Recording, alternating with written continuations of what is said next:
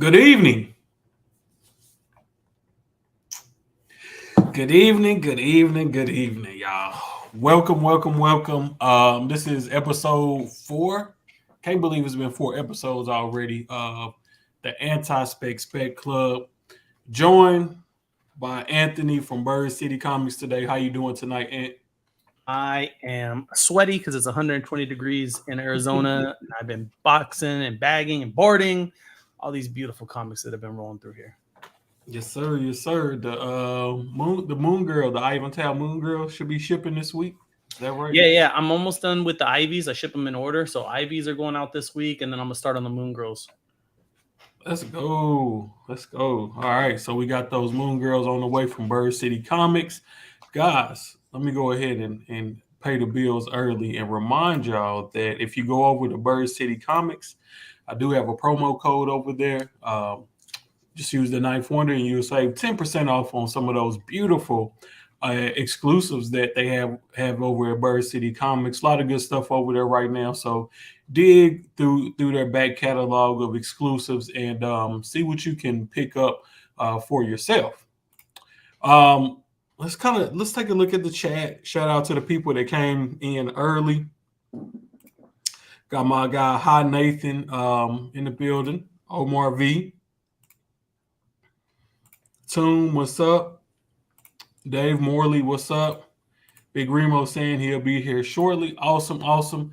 Guys, cover picks will be back this week. As y'all know, I've been on vacation and then, acclimating to normal life when I get off of vacation. That take me about a week. So cover picks will be back this week. And then hopefully we can have another immaculate 30 to 40 show run where we don't miss a week for you guys. So, let me be the first to apologize for no show these past couple of weeks, but we got some stuff. We'll be back this week for y'all. Hey, Ricardo Alvarado is on point. They're sleeping on this one. I'm telling them there's going to be Spider some Verse, Bird person. City. You know what? Let me show that off, man. I don't want to start this thing off like a commercial, y'all, but I'm here to educate the people, Yep. and that's what I'm gonna do. So let me show y'all this exclusive. Um, of course, I'm gonna promote Ant stuff a little bit more because he one of the sponsors of my show. But I show all retailers love when they I when was they going to say, deserve it. don't get it twisted. If there's a good cover, I get on down on that stuff too. Yeah. Somebody's got a good book. So I like good art. we got the Edge of Spider Verse #1. I believe there is a first appearance in there, and then you got some bundles. We got some ratio bundles, a little bit of everything, man. So you definitely can't go wrong by picking this up from Bird City Comics. Go ahead and get your orders in now. I know a lot of time those ratio bundles definitely sell out, so Yeah. you don't want to be late to the party on that, guys. So make sure y'all go through and pick up those Spider Verse Bird City exclusives. Um, I think there's going to be a lot of appearances in this series too. It's a 5-book mini series. That's why we did it. We're going to do all 5 books, exclusive for each one. There's a design variant, which is usually my big indicator that there's going to be a new character. But there's a design variant ratio for each of the 5 issues. There's a red flag right there. yes, sir. So a little bit of free spec for you guys Yep. early in the show. So make sure y'all go and pick those up. Dope cover right here. Don't sleep. You don't want to be late to the show. And look, correct again, guys. Don't forget you get to use that discount and take advantage of getting a little bit off top on these exclusives. So let me welcome my man Red Hood into the building. My man Joe, what's good? Glad to have you here this evening. How you doing, Joe? What's up, guys? What up? Nothing much, man. Nothing much. But you know what, y'all? I got this bat in my hand for a reason because I got a sneaky suspicion that I'm gonna have to bust some heads tonight. So I brought Lucille in with me because I seen something that's been bothering me and bothering me and bothering me. Hey, Um, hold up. Is that something you need to do alone?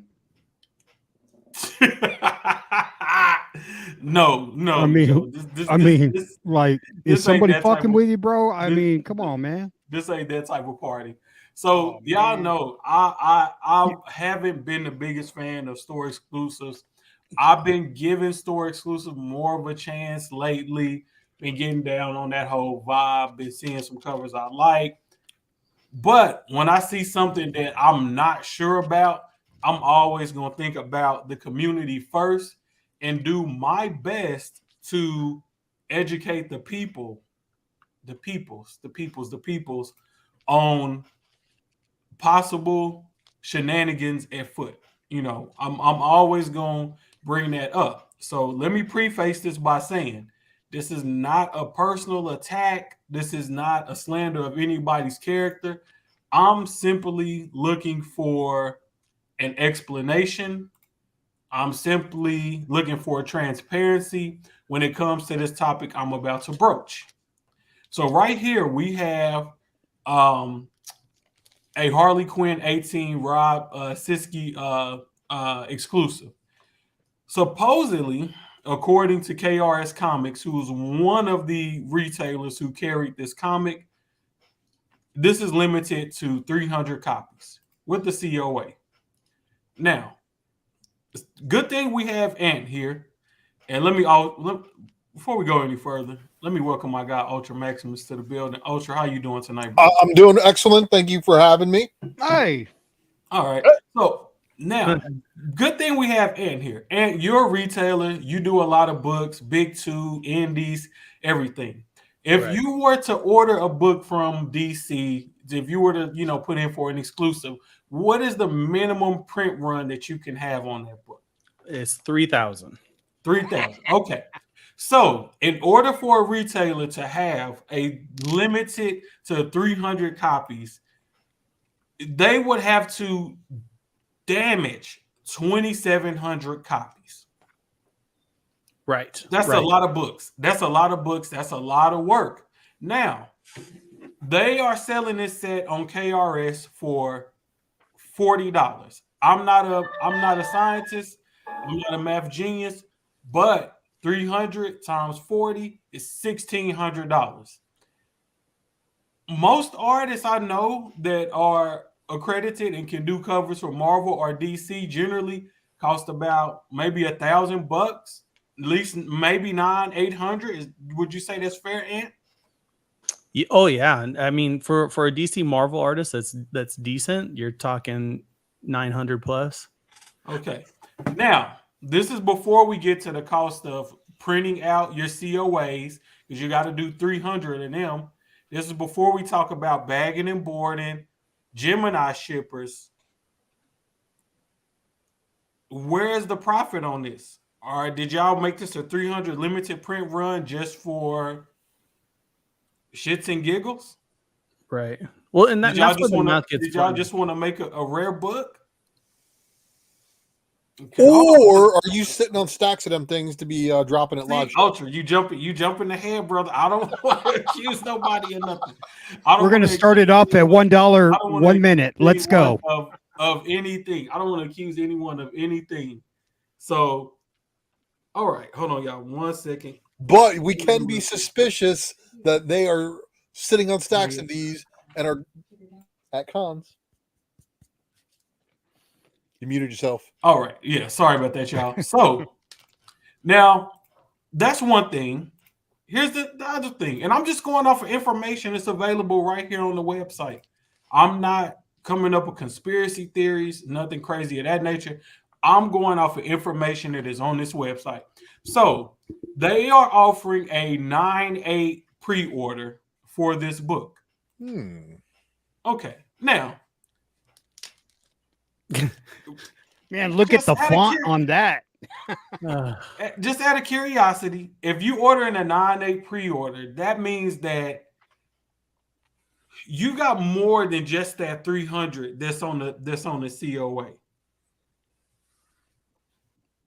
You got more than just the, because they don't do pre-screens with CGC anymore. So you got to send in a bunch to cover your orders just in case you get a 9.6 or a 9.4 by accident or shipping damage. So if they got 50 orders of this, they got to send in 100 or 80 or something like that just to be safe. That's just smart. Like that's how I do it. I always send in double. Are they going? So once they fulfill their orders to stay in line with the maybe the people who ordered a copy but wanted a 9/8, are they going to bust those other books out the slab and damage them out? Which means you got even more costs because you just graded books that nobody's gonna buy. Well, when you have that kind of a relationship with CGC, I think this is where everybody goes, how did this thing with 14 spine breaks and a bend on it get a 9.8? Well, but see, that's my thing is, okay, even if we look past them guaranteeing a 9/8 on the book, then you have this. Let me switch to my other screen here. Then you have this. Oh, good Lord. Come on, man. What the hell? From Canada, bro? So this book these are pre-orders.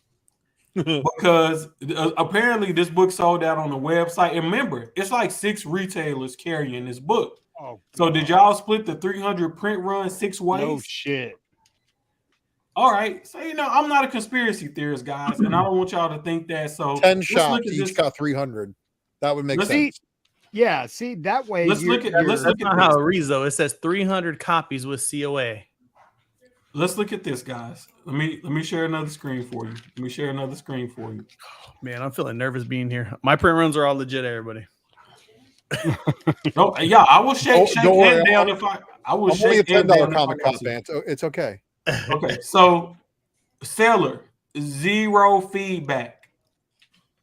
So you mean to tell me somebody spent $131 with a seller with 0 feedback? He got 5 bids on it too. 5 of them sold. 5 of them sold. With a seller with 0 feedback. Why don't you click on that 5 sold real quick? Let's see who bought them. Let's see the feedback of the people who bought them at least. Oh man, Y'all can see I don't do nothing dirty. I don't care if y'all know my eBay name. I don't do nothing dirty. So this person bought 4 of them. and look at their feedback. Cancellation. Offer retracted. So 4 of them on this person. Then 1 for some random person up here. Look at the user ID. Numbers, starting numbers, ending. Well, I mean, yeah, that stuff's hidden, but isn't there a number after them? Each one? Yeah, both. It's a number after them. Each one. What's the number at the end? One of them is a 5. One of them is a 0. Oh no, that's just the letter. That's just the letter O. That's not a 0. Okay. Hey, hit him up, dude. Hey, say, I know you're dirty. So it's another sale. Let's go. We want to be fair. Let's go through the sales. We want to be fair. Let's go through the sales.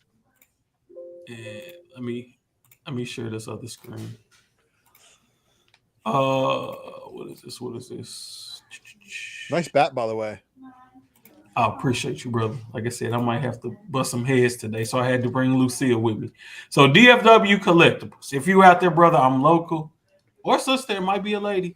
Whoever you are, if you out there, I'm local. Let's talk. I want to see somebody. If you got more of these books, I want to see them in hand, you know. But here goes my thing. How you gonna order? It goes. Look, this was where it gets deeper.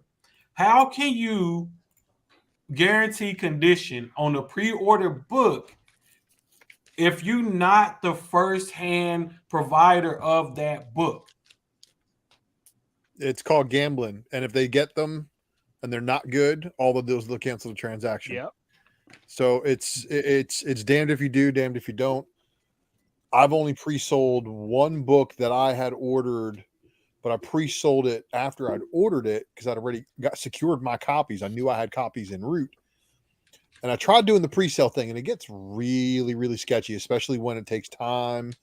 You know, you got to make sure your shipping is set up correctly in order to not get hammered by that shit.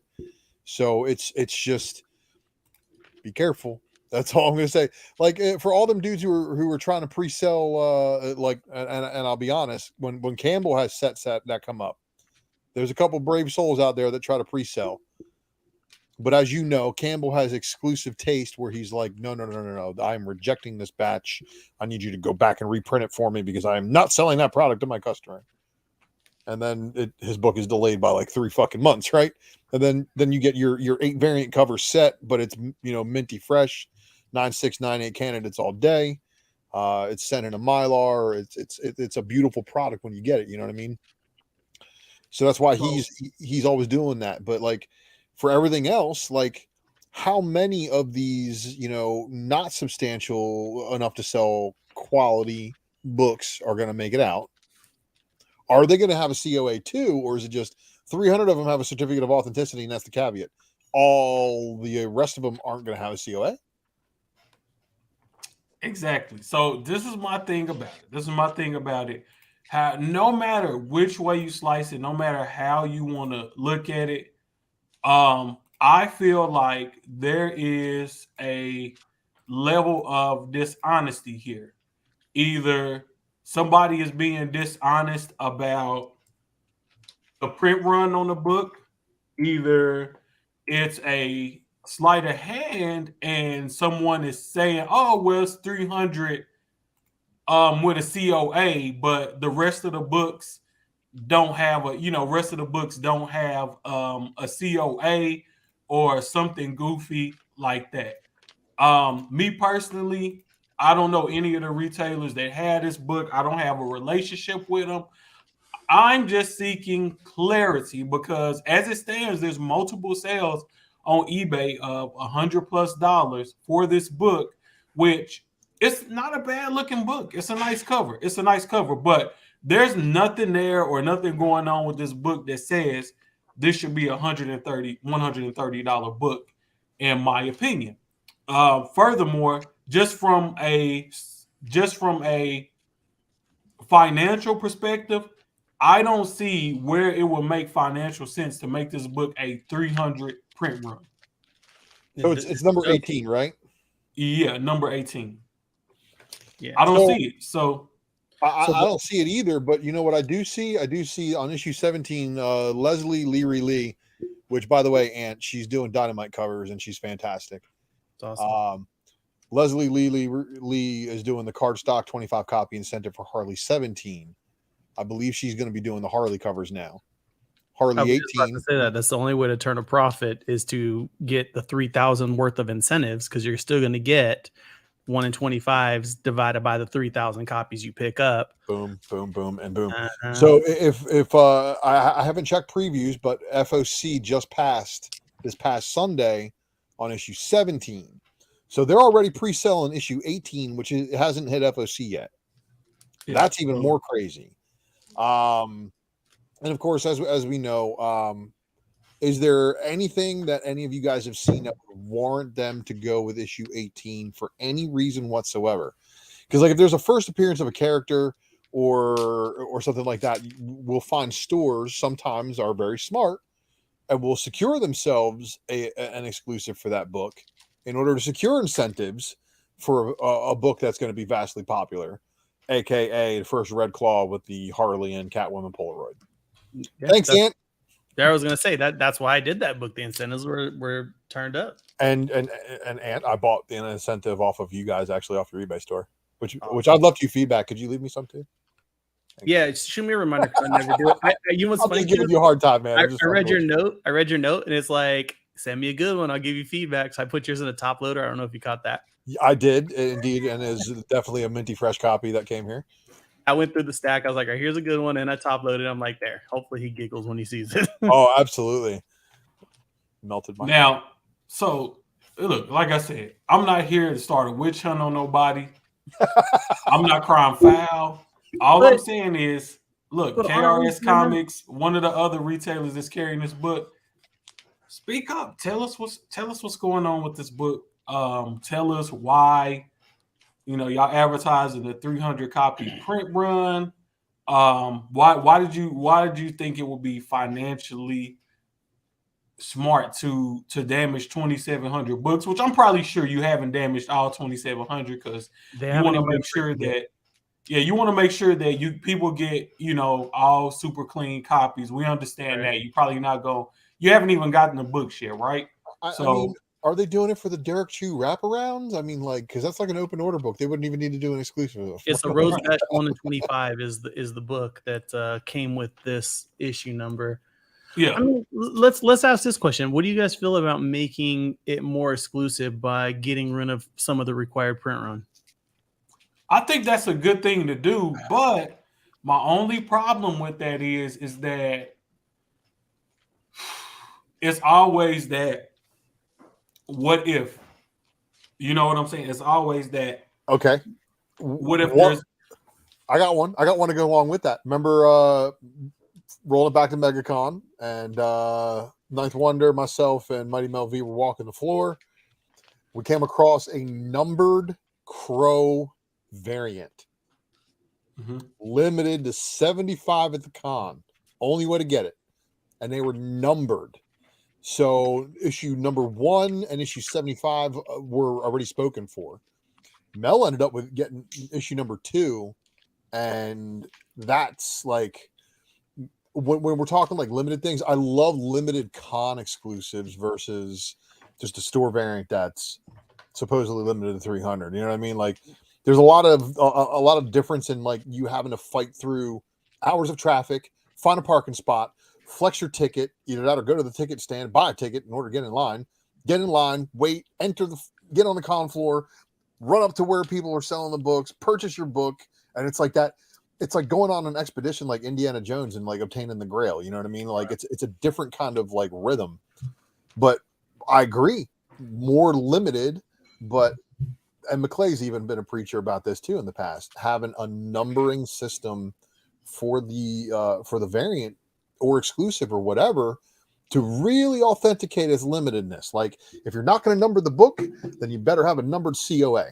And if you have a numbered COA, it better match the number of books that you had printed, because when you overprint both and then you have an email leak exposing that, it's kind of like not good news. You know what I mean? Right. You know what's funny is that I told Laura, I said, I don't hate the idea of having the limited print runs. I said, I wish there was a way that I can, like, image is a 500 minimum. Yeah. I wish there was a way to contact them and say, I will pay for 500 copies, but will you only print 250? It makes the product more limited. I'm not being shady. They're not losing money. Oh, thank you.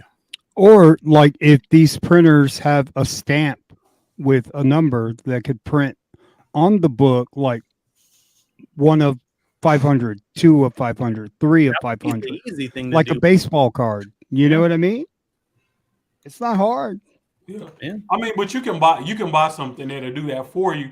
But what would be dope, and what I would do is I would put a QR code on the book that when you scan it, it'll take you to a website and allow you to register your book so that you can see it's all right, 75 here. Now, Ooh, people you will better say, patent that. You better patent that, dog. people will say, Good luck. oh, people will say, Bro. oh, that's just a website. You can't trust everything you see, on the website. They can manipulate that, but it's better than nothing at all, So I feel like the learning lesson here is that if stores, the days of throwing the COA in there and saying limited to 500, limited to 300, those days is over with. That COA stuff, that's not enough. If you're gonna claim a limited print run on a book, especially a big 2 book with the indies, I'm not disputing the print run of any indie book, because at this point, we know you can. If 500, you got 500, and you say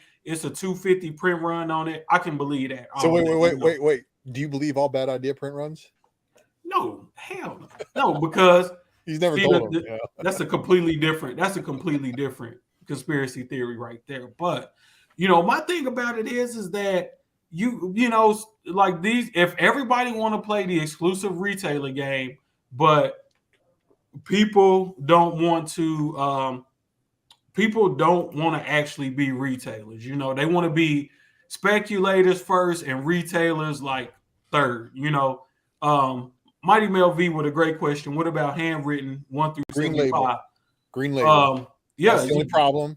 Is it a green label? Green label. Unless you get the artist to remark it and number it that way, you could, But for that, you'd have to do like they do for the Todd McFarlane signings on his limited that's books. a lot of money. You'd have to have a CGC witness, have them signed and numbered right there in front of the witness. You want to know what's really sad is that we're sitting here discussing ways on how customers cannot get swindled or misled or whatever. It sucks, right? That we have to think of ways around straightening out the industry. It really does. It's kind of like baseball. They say if you're not cheating, you're not trying. And this is the whole thing is morality and your moral compass and what you do, when people aren't looking, your integrity. It's hard. And that's Marat Michaels is one of those examples, with his limited run books, man. And like he's for sure one of them. A lot of these Kickstarters too, man. Like that's like, man, I don't even want to get into it because it's like a spin and plate spec matrix that's not done. You know what I mean? But Kickstarter books, you always want to talk about limited. Try some of those books. Some of them are 10, 15, 20, 25 copies. These are people getting them printed at their local shops and local printing companies and having them pressed and folded. You know what I mean? Like that's wild. And then like you got people like Hench Girl, one of Mel V's favorite people's. She did her own and then got picked up and then got reprinted. So I mean, like you get all these different reprints of the same book, but eventually if you go back to it, that's self-publish. The dude Enzo I used to work with, who's got the Gut Ghost stuff going, he had self-published stuff. Stabby Bunny, self-published, even the dude who started Scout Comics, he had his own self-published stuff for Solar Flare before Scout really got launched. So man, it's like there's a lot of like really, really tight small indies, but he's Ninth's right, man. There's with the big publishers, like what do you do to secure your collectible and make it, counted and be honest with your numbers, because we all know what diamond sales are. Diamond liquidation warehouse sales are still a thing. Yep. No matter what Penguin Random House does, Diamond's still going to have cases of books left in their warehouse. And they're going to liquidate them, and it's going to go to retailers in the network first, giving comic shops an opportunity to have that secondary market exposure. So, yeah.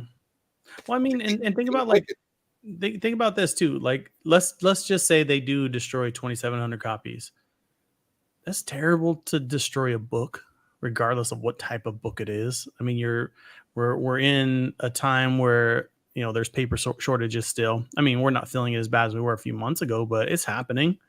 Things aren't as cheap as they are, and you're going to throw that out to make a Harley Quinn 18 more valuable. And it's not like and nothing against Rob Zinski. I've used him before. He's a good artist. He's done 2 books for me. It's not like it's like an Alex Mack store exclusive where he doesn't do them, or Alex Mack. David Mack. Combined 2 names, David Mack, and then Alex Ross. Sorry. Yeah. I know it's not these high-end profile guys that don't normally do it. That would make sense, at least in my mind, if they get some high profile, somebody that doesn't normally do a store exclusive do it. Hell yeah, I get it. Make it super limited by getting rid of some of the run. But you got a Rob Zinski, a Harley Quinn, again, really good artist. It doesn't make sense. It's, when they write down all the information on paper, I'm like, all right, well, why? Because the industry standard on a trade dress is $15. So this one's 40 because they ditched 2,700 of them.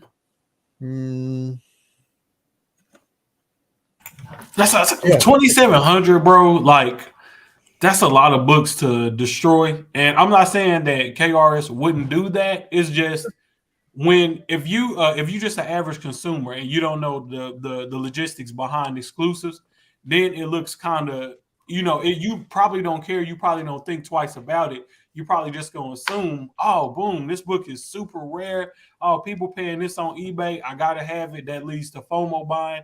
And I feel like this has been going on for a while in the community. And at the end of the day, it is not good. It is not good. It is not good for a community. Here goes Mel. Then you got to do a Frankie and don't announce the print run. Honestly, like I know some people don't like that about Frankies, that they don't announce the print run, but that's better than saying that a book is limited to 300 copies and it's really not. Yeah. Well, and people got to do some reading too. Like, I know a lot of retailers, and I know some of them don't like saying the print run, not because they don't want to be honest, but like, to give you an example, if I do a 500 print run, again, just for easy math, that's not 500 sellable copies. They're not reprinting anything. I might get 10% damages. There might only be 400 of these things in the wild or whatever it is, just because of the damages. So everybody's like, oh, you had 500, so there should be 500 sold. It's not that way all the time. So we stop announcing. Some of these guys don't like to say the print runs. Like my Miles, my Virgins, there's only 700 copies of the Virgin out in the world. I had that many Virgin damages that I had to turn back in and rip the covers off, because that's the only way that they'll take care of it for me on their end. So there's really not 1,000 Virgins. There's only 700. I think it was 702, if I remember my count right, that were sellable copies. Marvel paper. Dude. What's up, Pete? Hey, How how's it about going, this Ultra? How about this from 6-1? Oh, go ahead, Yi. Are we talking about the situation where a retailer is saying there's only like 300 available at this moment in time or something like that? You know how they like phrase like stuff weird? Okay. Oh, look at that. Look at that. Look at that. There you go. See, that's all right. This is a number COA, but what does it? You know what? It's a QR code on here. Let me scan this QR code and see what it does. Is that for the trade dress? No, this is this is on the trade. 1,200 trade dresses is what they're saying they got of that one. Yeah, and then 600 on the freaking Virgin. So this is digital confirmation for your certificate of authenticity. We guarantee as one of 1,200. So it just takes you to a Google Drive with a picture of the book, but it doesn't say, oh, this is, for 1,200. It got to be a way with all the technology that we have out here to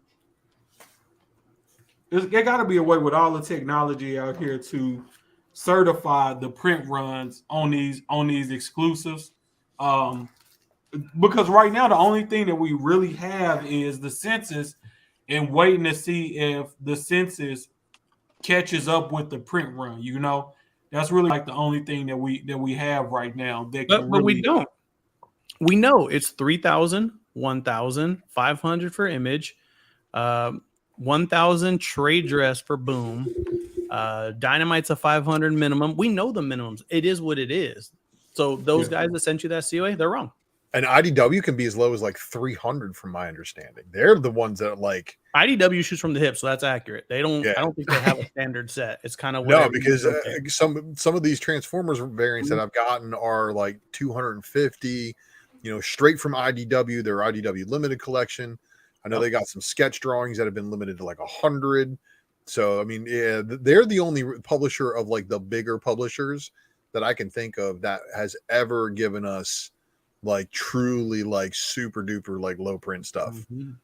Oh yeah, because what they were doing a lot of those for like also for like during San Diego Comic-Con.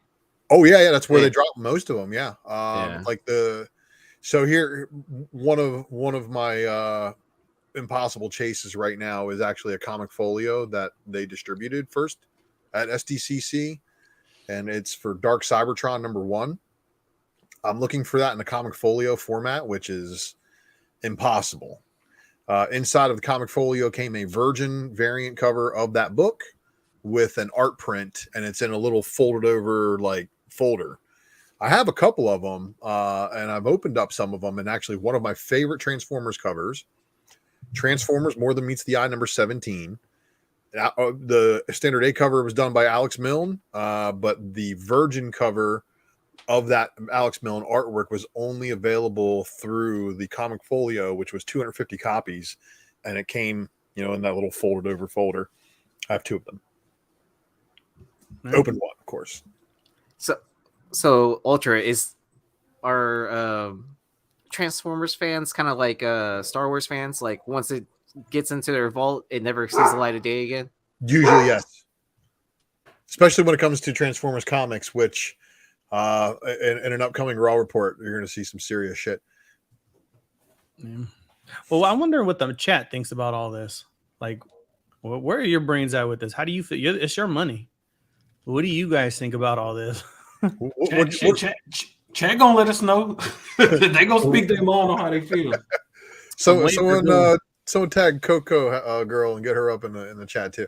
No, because she gonna come in with the conspiracy theory shit. So what did you pull up here?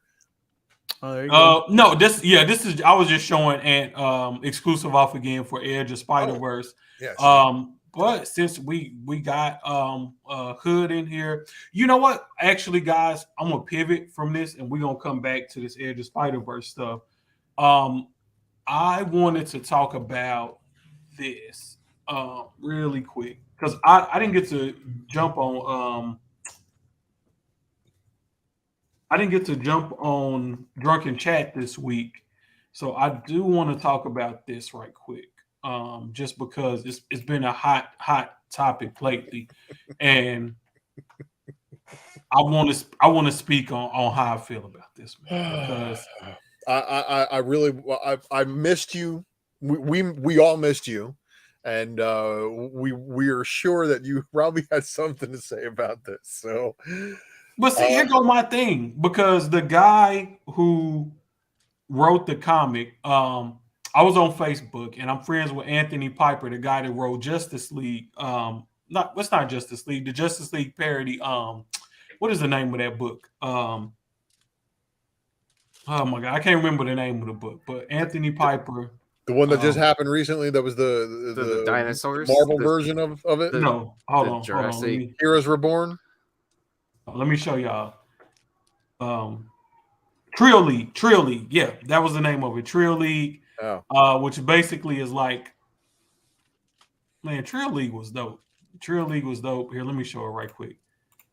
Show Trio League. So Anthony Piper, he wrote Trio League, which is basically like a black version of the Justice League, and it got a lot of the it has a lot of the stereotypes and things of that nature in there. But it was dope. You know, it was by a Black creator. You know, of course, it was met with some resistance. So, you know, Anthony basically came out and was like, look, I understand that type of heat, you know? And he really wasn't mad at the creator. And the creator, you know, commented on the post and was pretty much like, yeah, I had an idea. It was whack. It didn't turn out, you know, it didn't work out well. I'm going to try better next time. And my thing is, I appreciate that reply because he didn't try to give some roundabout explanation that was going to please everybody and try to make it seem like, oh, I'm not racist. Bro, if you're not racist, you don't got to say you racist. You know what I'm That's saying? the first like, thing out of your mouth. That's a red flag. Yeah, that's a red flag. He's Or like, I got a black friend. I shot. He's like, bro, I took a shot. It was a brick. And my whole thing about it was from jump was that Marvel put with this whole series, they put all the writers in an impossible situation because you taking one of your most beloved characters in Miles and saying, oh, well, let's mix him up with another one of our beloved characters and expecting for that to work. That's not creative, bro. So you gotta now this guy's tasked with mashing up Brooklyn and Asgard, two places that are polar opposites. There's no way that you can put that together without it looking goofy, corny, and stereotypical, you know? And I just think that and some people's like, oh, well, he didn't have to take the job. Bullshit. That man got a family to feed. You're right. He had to take the job. That is his job to write the book. You know who this falls on? This falls on two people, believe it or not. Thomas and Nick.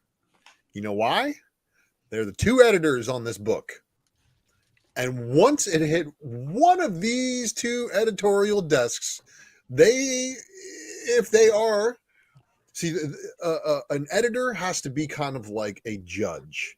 Mm-hmm. They have to be very impartial, but they have to be aware of what message their product might be sending, and they have to interpret it and maybe send it back to like, hey man, you need to rewrite some of this stuff.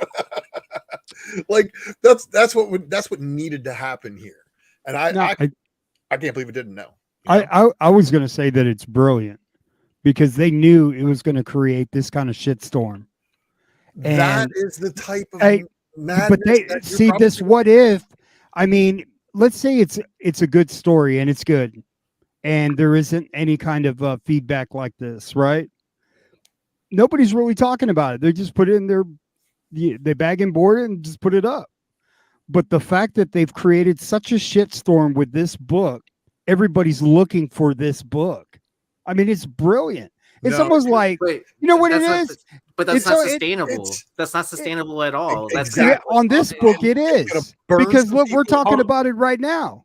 You see what I'm saying? It'll last a month and then it'll end. No one will care. It'll be one of those books that is a little important. You know, it created some debate. You know, genius would have been if they would have released a preview of the book before FOC. Then, because you got to think Marvel is basically a distributor for comic books. They don't care about the secondary market. They don't get paid off of the secondary market.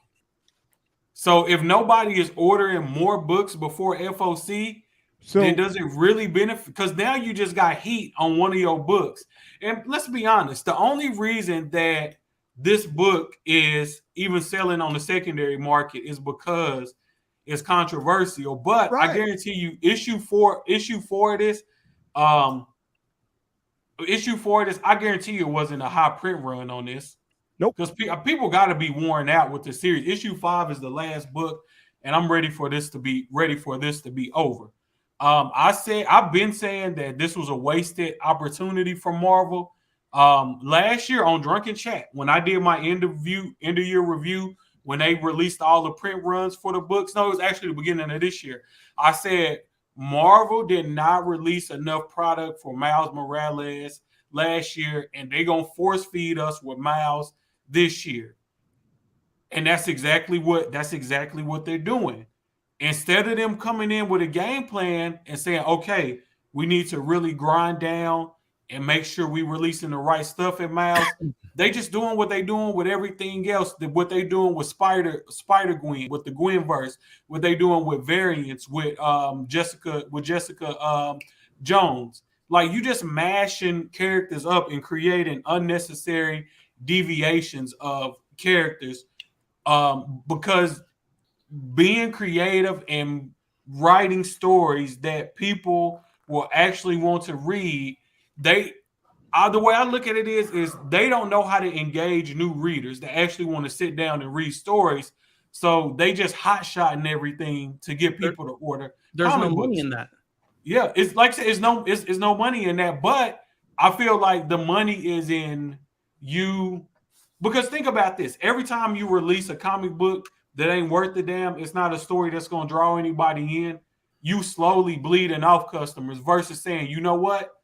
If I release good stories with good art, I may not sell as many comic books if I keep hot-shotting everything, but long term, I'm going to sustain more readers, and we'll be able to release trades that when people walk into a comic shop, they just getting into comics. The shop owner can suggest this trade, that trade, this trade, and if somebody buy 10 trades, they're gonna like 7 of them, and they're gonna feel like I got my money's worth. And if trades become more valuable to where people can sell them back to their comic shops, the comic shop almost becomes like a library where you can kind of keep rolling that forward. But your floppies will still have value in the sense that if you read the trade, you like it, you're going to want the more collectible item from it, which is going to be the floppy. But that's why you always supposed to go quality over quantity, bro. Always quality over quantity, because I'd rather have somebody that's going to spend $10 with me 200 times than somebody that's going to spend $100 with me one time.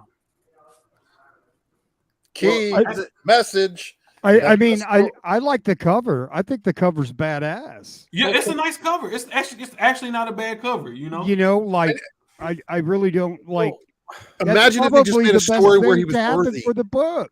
I got to play devil's advocate as soon as you guys are ready here. I'm just saying, if they would have gotten rid of all the things, like if this story landed on my desk and I was a Marvel editor, I've been like, look, it's a what if about Miles having the powers of Thor. Why don't you find a way to incorporate Miles as an Asgardian and make him worthy? One of the other. And this should have been sent back to the writer for a rewrite before it ever got drawn. So I would have seen the script. I would have been like, oh, hell to the no. I think you've got a great point, Ultra. If this book lands in the hands of a Jason Aaron, right? I see Jason Aaron as like he knows the world. He would know how to write that. You know what I'm saying?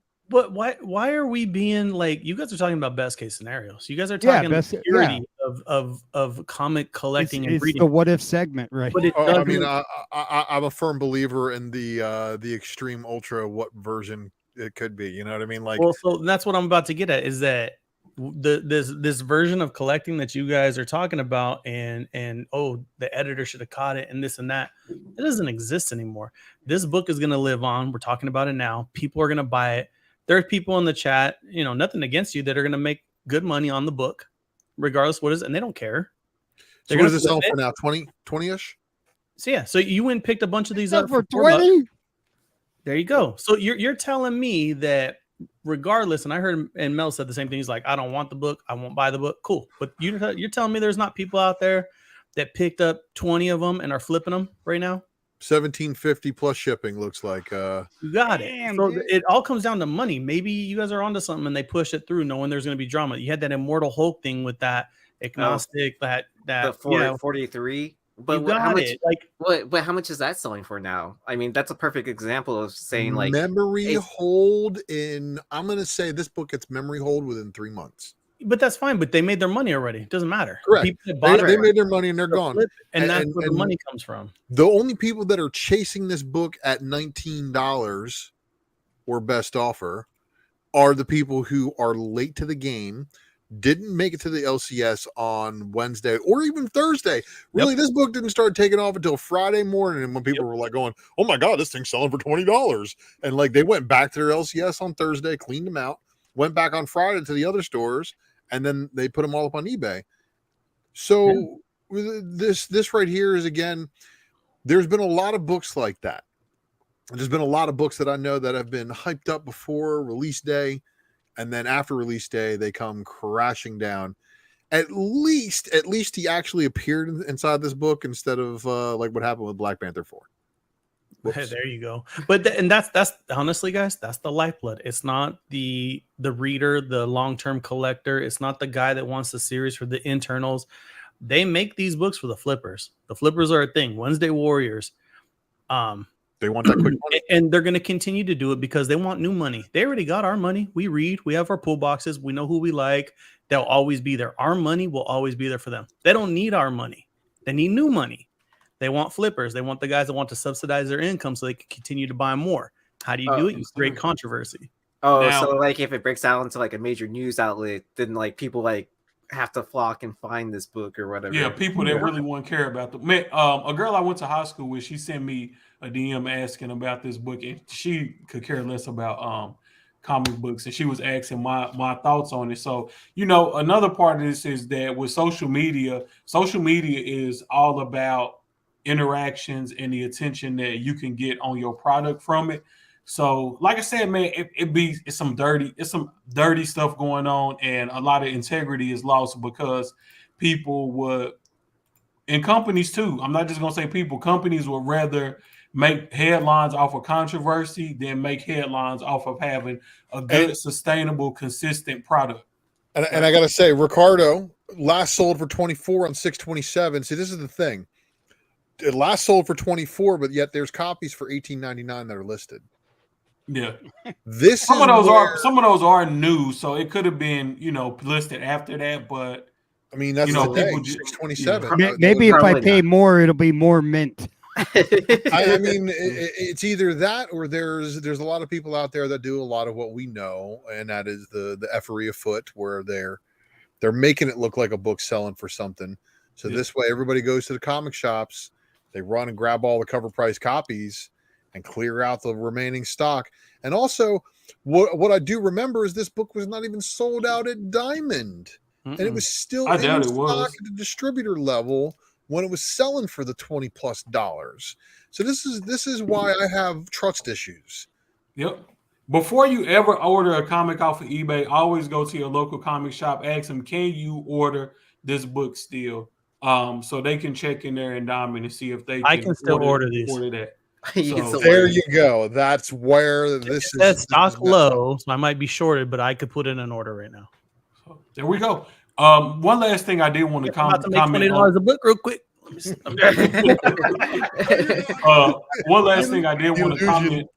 By the time you get it, it won't be worth $20.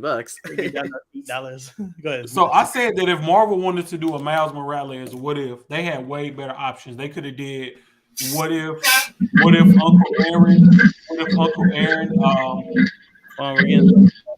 Uncle Aaron raised Miles? They could have did what if Miles and Gwen never kissed? They could have did what if Miles never met the Ultimate Avengers? So many different ways that they could have went. Nice, quick, simple stories that, you know, they could have put out there. People could have loved and appreciated for it. You could have spun some first appearances into it. One idea I had was what if Billy was never born? That would change the whole clone. That would change the whole clone saga for Miles, because Shift would have died. The only reason Shift lived is because Billy sneezed on him and stabilized his molecules. So it's a lot of different ways that they could have went with content that they already had in the stories, reaching back to Miles' past.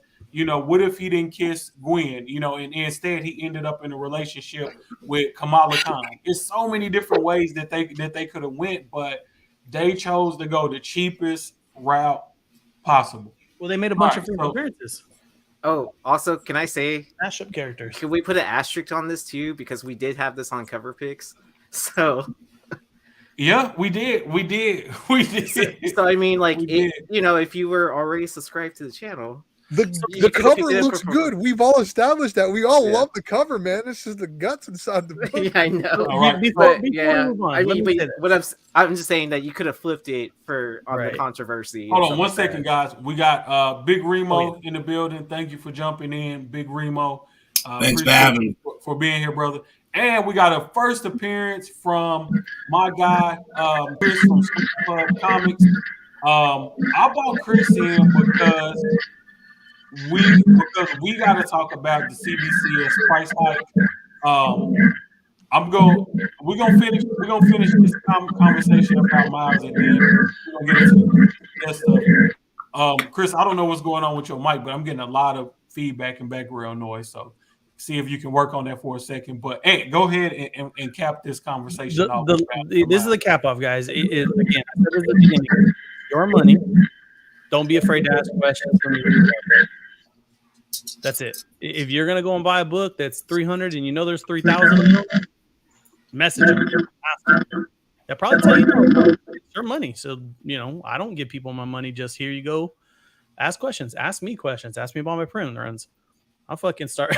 I'll start putting my my diamond invoices in next to like the image of my comic, so you know exactly how many I Man, print. you don't have to do that, Ant. Well, Everybody it's that not buys that- from it's you not that- knows. Yeah, you know. it's not that I have to, but I don't mind if somebody wants to say there's my 500. I'm like, here you go. Here's the bill. I hear you, bro, but like you're well respected in the community, man. See, but I don't think, and I'm not saying anything about me. I don't think anybody trusts anybody anymore just because of all this type of stuff. Like, why should they take me on my word? You're right about that. You're right about that, man. And what Scarface say? My word and my balls is all that I have. And Rita, that's People okay. say that shit and are full of shit about it. My word is my bond. Fuck you. Everybody says that shit. oh, Chris, you know what the problem is? You don't have headphones in. I think you're getting feedback from the audio, so you probably just need to throw some headphones in. All right, y'all. Man, was Mel still in the chat? Because man, All right, let me go grab some. all right, 2022 is shaping up to be a wild year. Mel is ordering DC books. I'm getting books graded with CGC. Anybody that know me and Mel history on that, we always been polar opposite. But so, man, That's why I always argued using both grading companies, and you use the one that has the fastest turnaround time. I've actually almost got a CGC order together. I'm actually going to be submitting some books myself. So I the world just just completely submitted flipped 60 itself books, upside down. man. So here go my thing, guys. I always say I don't like saying nothing nice about nobody because as soon as I do, they turn around and take a shit in my mouth. That's why I don't like saying nothing nice about people, man. Just plain and simple, man. You can't be nice to people because that's exactly what happens. Now, I've been a champion for CBCS. I've been holding these brothers down, saying, look, they had the faster turnaround time for most of the year last year. It was cheaper to grade books with them. For me, they were local, and it was real easy for me to just boom, get books back really fast. Like I was a champion for CBCS. Then they dropped this bomb on us with price increases, and I'm just befuddled. I don't know why anyone would go and grade a book with CBCS after seeing this, and I'm trying to make sense of why CBCS, man, that's why I brought my guy Slab Hub on, because he lives here in Dallas just like me. He presses a lot of books, a lot of big boy books. He's probably done more books than one could count, as far as submitting books with CBCS for grading. And I wanted his opinion on this because he would be one of the resident professionals on CBCS, and I always value the professional opinion. So Slab Hub, aka Chris, hold on. Oh, you got to take yourself off mute because it won't let me take you off mute. But all right, there you go. All right, so Chris, can you hear me?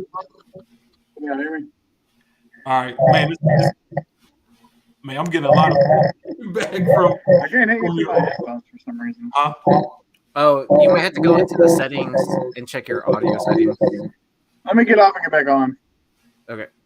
All right. So, all right. I don't know what's going on with my boy Sound. It sounds like you got a delay. Hey man, Yeah. like this is total bullshit, dude. Like It this, really is. it's total bullshit. Like they're not the premier grading company, dude. Like, and you know what this is going to do? This may force CGC to raise their prices, and this shit pisses me off, dude. You know what I mean? This is ridiculous. They're not, and then they create a new. What the hell is that? 2001 to the present? You got to be kidding me, dude. You want $4 more, like CGC is going 1975 to the present for a modern. You know, but they go, you know what? Let's make a new one and let's make $4 more. You know, that's some bullshit right there, dude. I mean, it really is.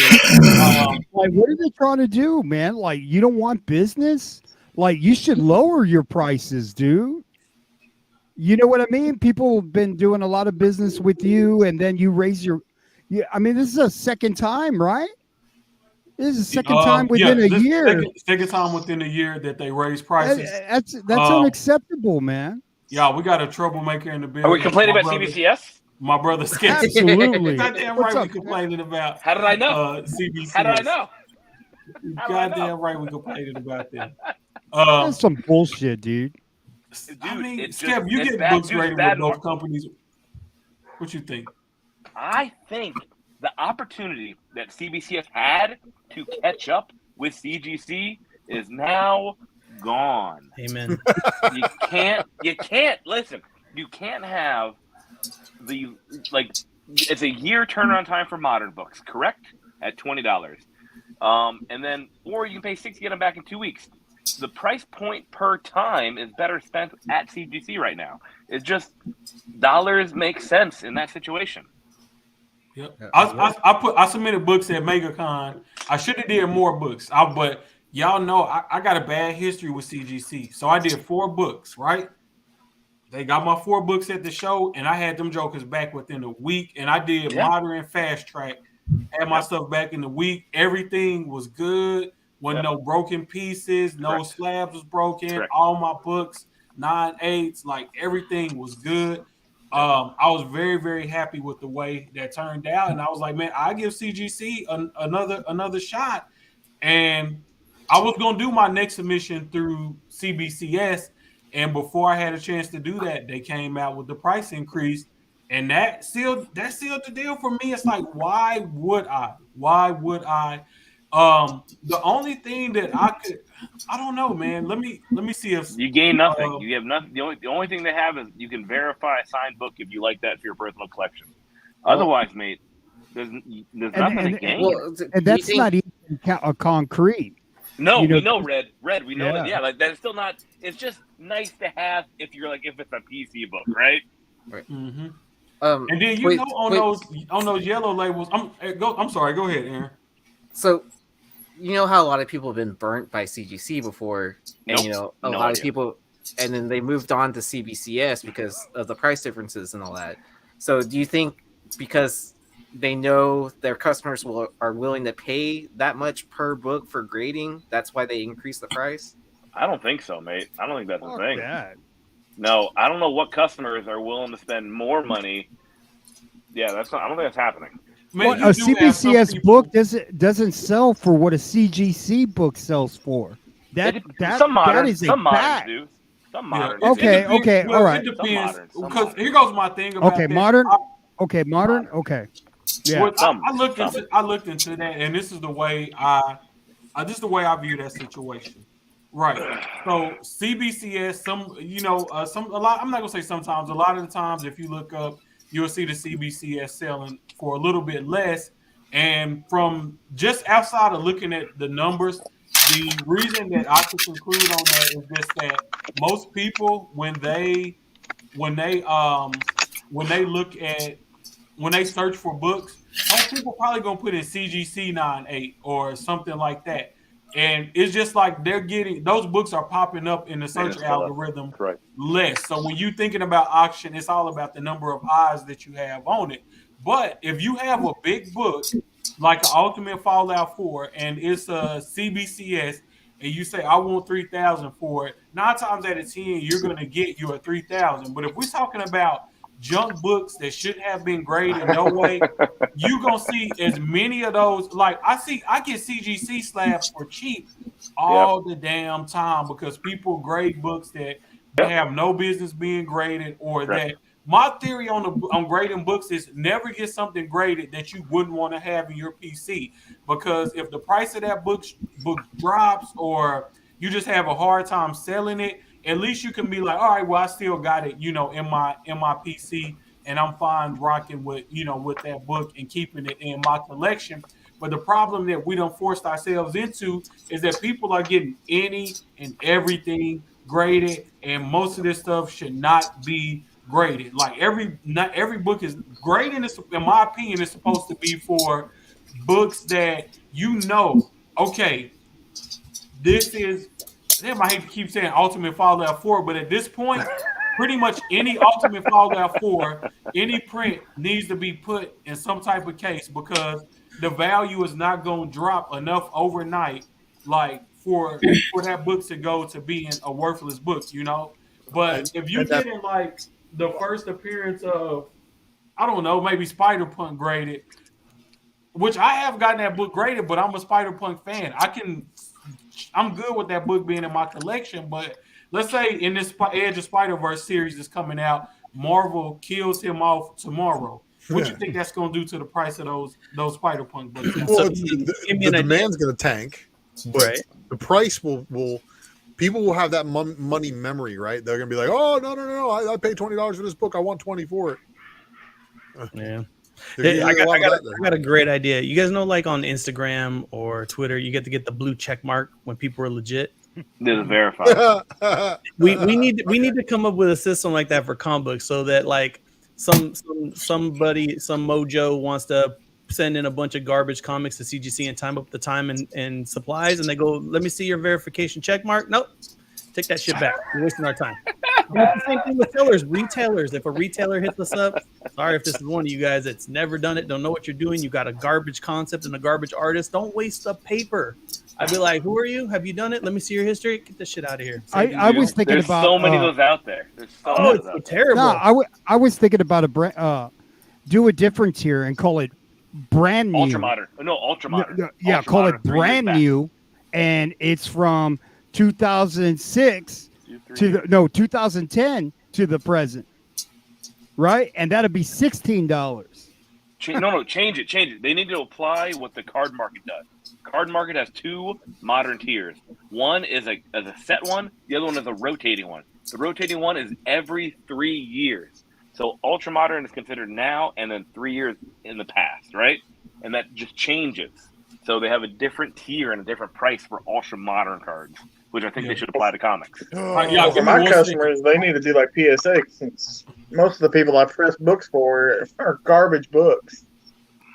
And so PSA does whatever your comic book is worth after it's graded is what you're paying. At least what they value it. They'd be paying $10 a book for most of the crap they send me. Yeah, but like from a grading standpoint, it's a little bit tougher to grade vintage versus modern. Always. So why do we have to pay?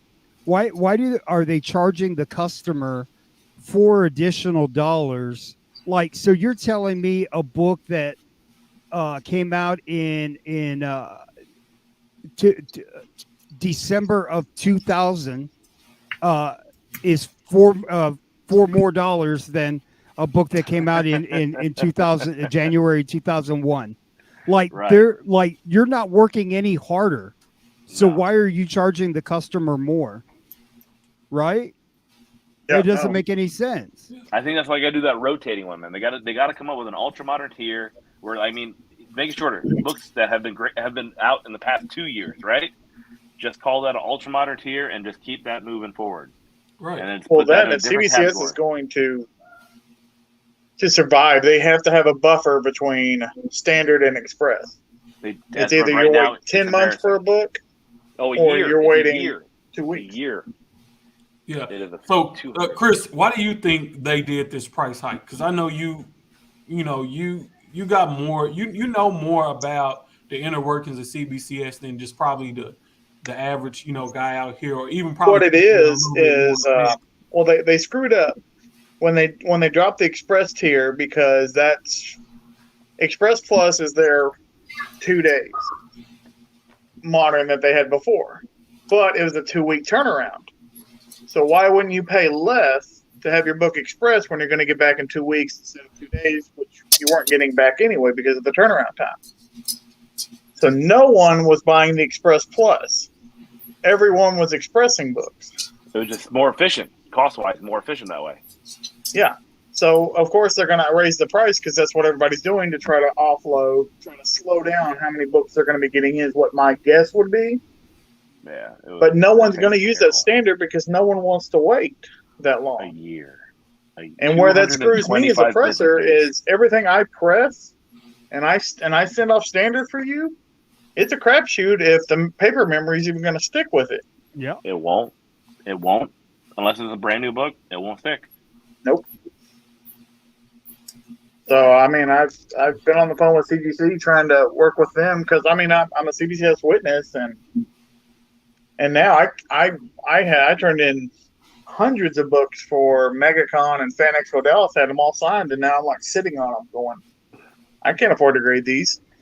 Crazy, right? Because it's $60 a book. It's not worth it. The turnaround. I mean, I don't make any money off of it now.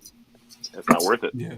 Now, let me ask this. They probably won't come out as a company and say this, but could this be a temporary price hike to, and this may sound crazy, to stop people from sending books in, to allow them to catch up, and then they can say, hey, let's say 3 months from now, they can say, hey, we heard you guys' complaints about the price hike. So we went back, we made everything better pricing, tiers that are going to better suit your needs, as far as getting your books graded.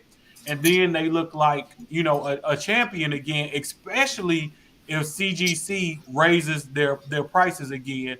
Because I feel like CBCS is probably backed up right now, because you got to think, for a better part of last year, people were upset with the way CGC was backed up, and CGC raised prices a couple of times. So often when we think about, sending books off to get graded and getting them back, we just think relative to what we have out there. We don't really look at the things from the long lens and say, well, what about people who send stuff in, on the lowest possible tier?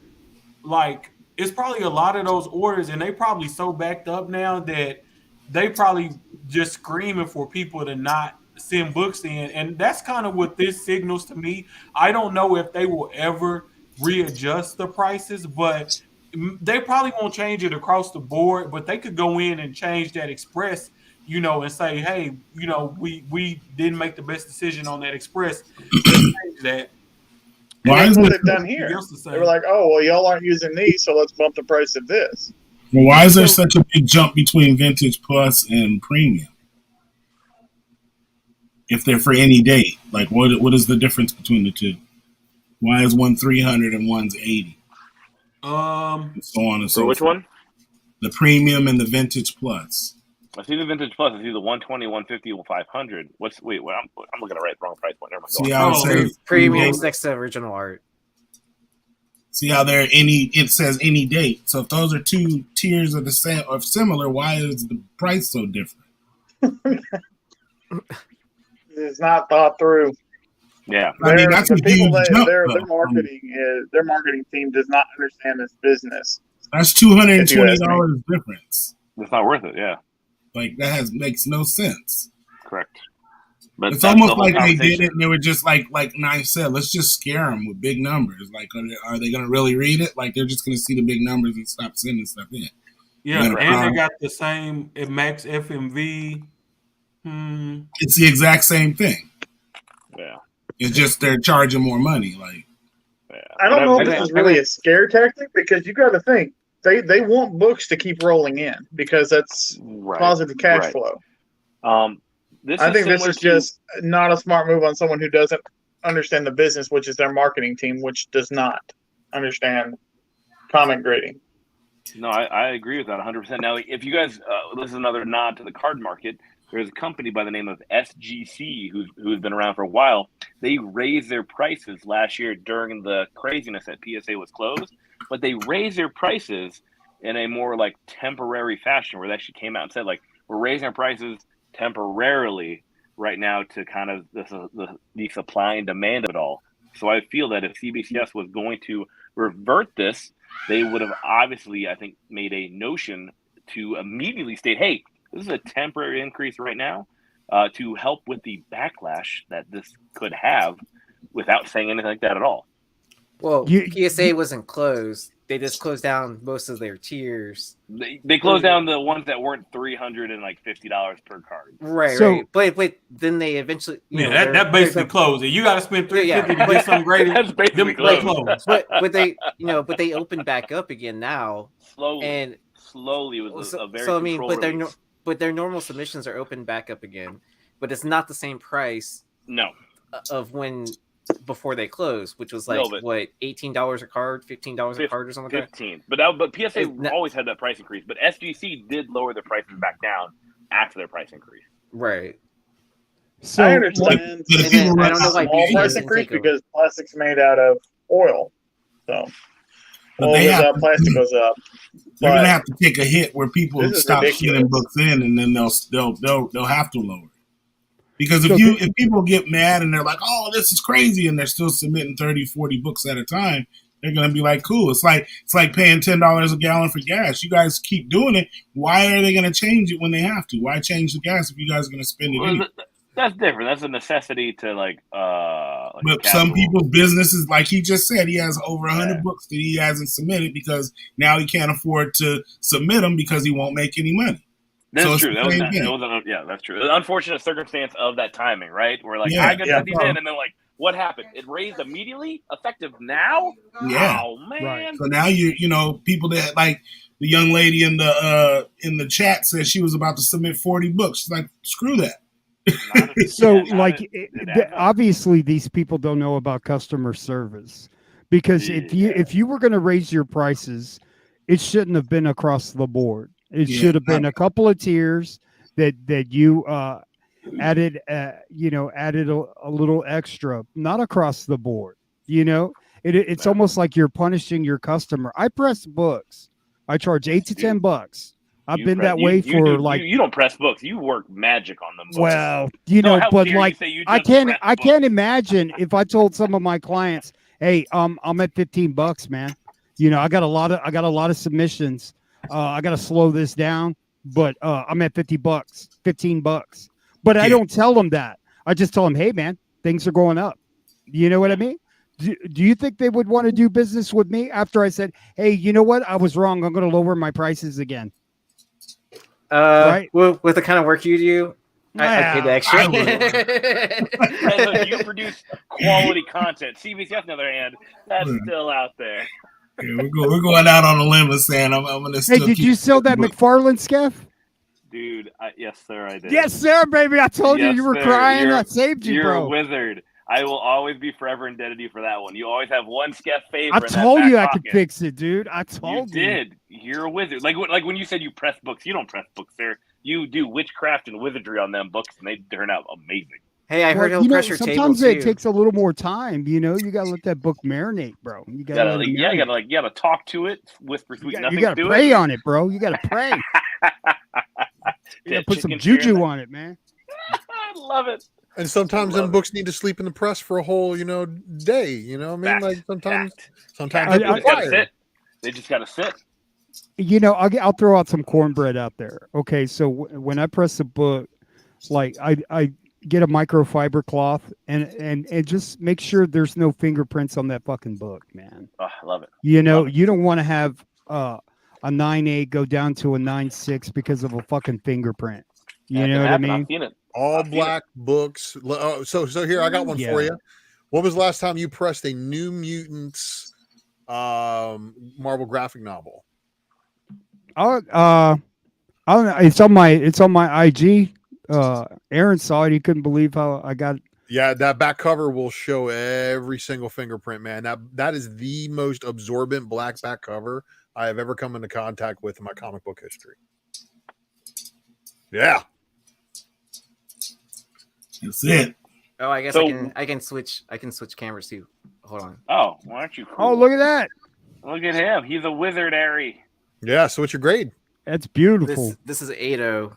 8-0. Oh, garbage. Crack it. It's useless. Hey, but Crack it open. it's 2 times signed. I can't crack So, it open because it's Crack it. I'll signature. sign it. You'll sign it. I definitely would That'd be worth appreciate a more. scaff autograph on it. So. So here's a question. I want the Chad. Here's scaff really- remark. That's what I want. It'd just be a beard. It would just be a beard. But That's here's a the good weird question. remark, man. I'm Yeah. It would telling be you. a good man. remark. It would be a good If- remark. Just a If I beard. could get like everyone's beard, I like would do on this book, you know, and then like get it reslabbed, like you know, I'm down. but I'm not just send a waiting CBCS anymore. to verify it. Just verify. I mean- it costs $60. Have they You guys started ever magazines? remember the movie The Dictator?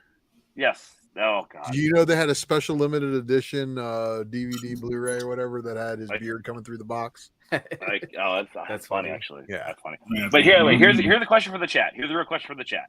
When, not if, when is CGC going to raise their prices again? Soon. It's whenever How BlackRock, soon? because BlackRock, you know, the fourth arm of the government, the fourth branch, they're going to be the ones dictating prices here soon. They're going to tell them raise them, Oh my God. crush. Whenever I'm they run curious out of their on supply of when it's gonna plastic that happen. they have now, you know, and then they have to raise the prices, right? They're going to Like raise every their other- prices when people stop sending books to CBCS and sending them all to CGC. So you know what? It's a They vicious have the cycle. market cornered. All they're Yeah. going to do is give people, somebody is going to get an opportunity to create a new case, and they're going to design a super label, and then they're going to start grading books. Like, notice how we have not mentioned any of the other grading companies like High Altitude, Low Open, EGS. EGS, which grades the card that came with the comic book in the poly bag as well as the comic book. Bring Halo to America is all I'm saying. Why? No, we're not going to Australia for some grading company to make partners with. They're just going to invent one here. Yeah, exactly. You know, and I really think that's exactly what's going to happen is you're going to have more competition start just because these companies are a mess, man. You would figure with a multi-billion-dollar injection or a couple $100 million injection that CGC just got, that they would get more efficient to a point where they could lower their prices and do more volume and be able to really, I mean, dude, if they doubled their production, they would make more than they would by raising prices. That's just it. Now, could they double production with the right people? Probably, but it's all about hiring people nowadays and paying them a good, you know, living wage. Maybe give them some benefits or some shit. I don't know.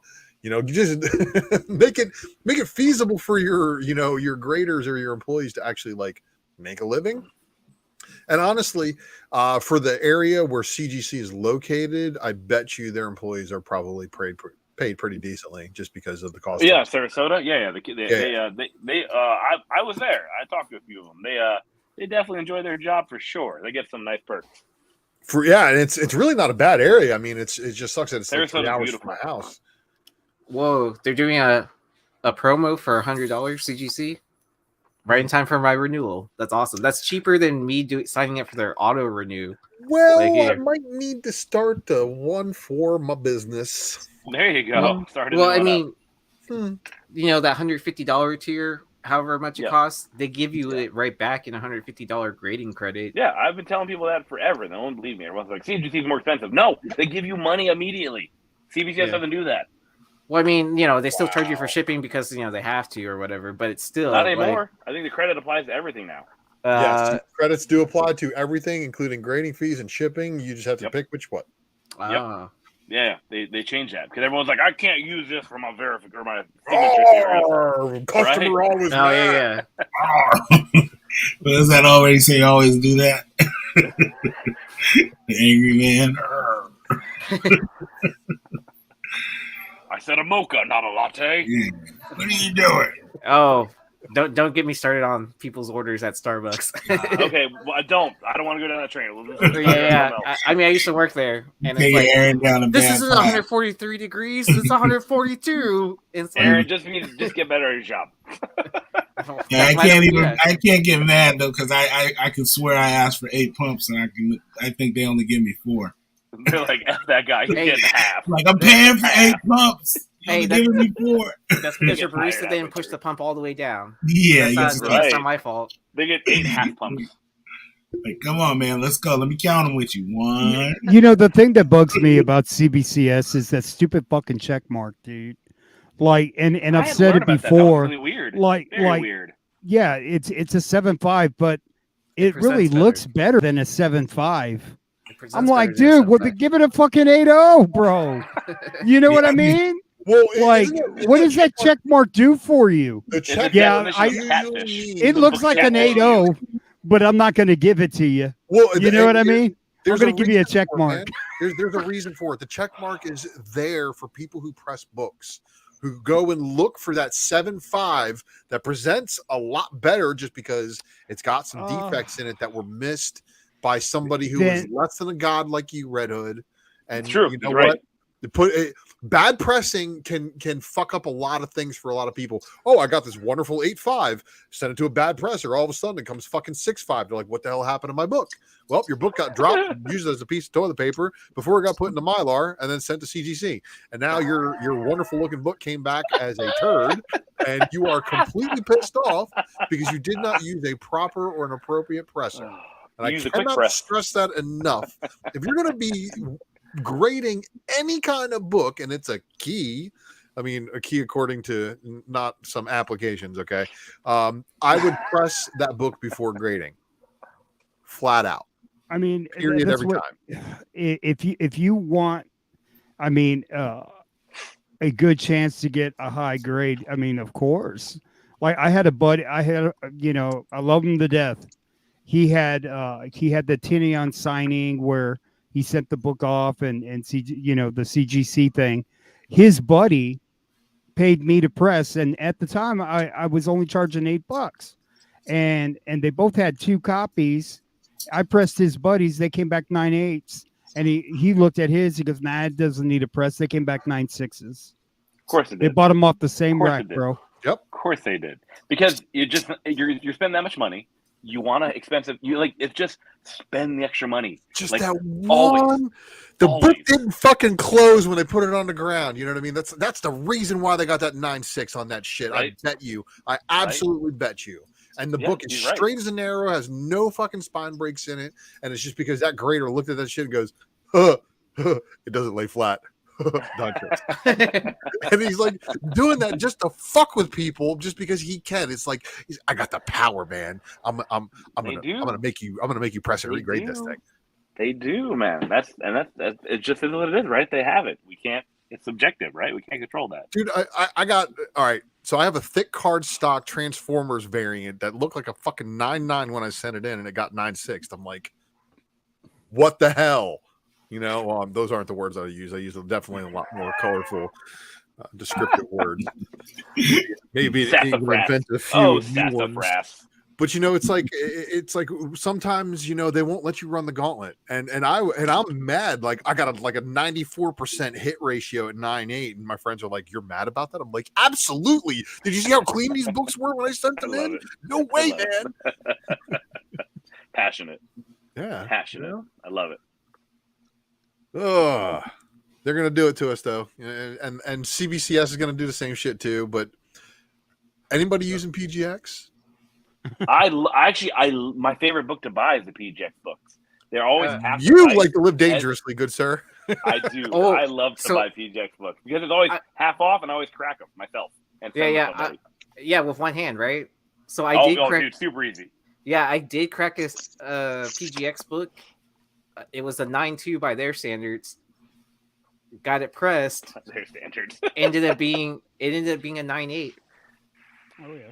CGC. Dude, 9.8. I've taken an 8. I've taken a 7.5 like 1980 book and got it to a 9.0 from a PGX book. Like it just, I love buying PGX books. They make me so happy. That's a crapshoot. I've done a 7.5 that came back a 5.0. Oh, that's incredible. That's incredible. But we did do a Batman Avengers 12 from 9.4 to 9.8, and this was 9.6 to 9.8. Isn't that the greatest feeling, getting a grade bump? Like, and I know everybody like in the last few years has been like a grade like 9.8 snob if you got a modern. Like 9.8 is the only thing, and I'm like over here like, bro, that 9.4 is 1/10 the price of your 9.8. I'm buying that 9.4. Always, right? And always. And I know because I've gotten some 9.4s on some books. And I'm like, that motherfucker finger bent my shit, pulling it out the bag and board, regraded it, and gave my shit a 9.4. I am livid, and I know that's sometimes that's all it's going to take, man. Is press the finger bend out of it on the back cover, resend it through, bam, you got a 9.8. You know what I hate? You know what I hate ever again. I hate when someone they don't like the grade they got, and I'm pretty close to guessing what they're going to get. They get their book and they're looking at it and they're all like, "Oh man," and I go, "Bro, your book didn't look like that when I got it. Right. I made that book look the way it does now, so you're thinking it should have gotten a higher grade, but when I got that book, it did not look like that." Motherfucker. That's why I'm like making a lot of videos now so people can appreciate all the shit that I got off. And when I crack books and you see all the wrinkles in there and everything, and I take them away and the book only gets a half a grade bump, that shit pisses me off. Like that's where I want to send the video into CGC. Hey, this is what you graded this book at. Right. Look at the before and after. And you call yourself professionals? Like, there's no fucking way, dude. It's night and day. Like, either you just have fucking like the cleanup crew. Hey, man, we're tired. We're getting out of here, man. Can you guys finish grading this after you sweep the floors? You know, you know what I'm saying, man. It's true, man. Just don't forget the PB&J. You promised. After you scrub the toilets, make sure you go. No shit. Oh, this book's moist. Hey, we all know moist? CGC doesn't wear gloves, so for them to put fingerprint, as a defect, I got a problem with that because you're touching the book too, motherfucker. Right. You know, you can't DNA test. Like, how are you going to do that? You know. That New Mutants, for me, I am scared to get mine graded. I have a 9.8 candidate for that, and it's up there actually. Right. Oh, nice. But it's one of those books. It's like, man, I would send it, but I just know they're going to pull it out of the bag and board, and they're going to touch it on the back, and it's going to be, oh no, it's got 5 fingerprints on it. I'm like, just pre-screen it. Can't you just pre-screen it? Well, it didn't pre-screen get quit? Did they stop doing that? No, they didn't do it. But you have to do a minimum of 20 books or something like that. Nope. No, you don't. No, you don't. Y'all want to hear the biggest fail from a 200 book in on-site grading from CBCS at Fan Expo? What? I graded 200 books for on-site at Fan Expo. Oh, nice. One was a New Mutants 98, CGC 94. I had previously pressed it or cracked it out, pressed it, sent it to CBCS, came back 9.2. Looks amazing. So we did it again. Now it's a 9.0 restored.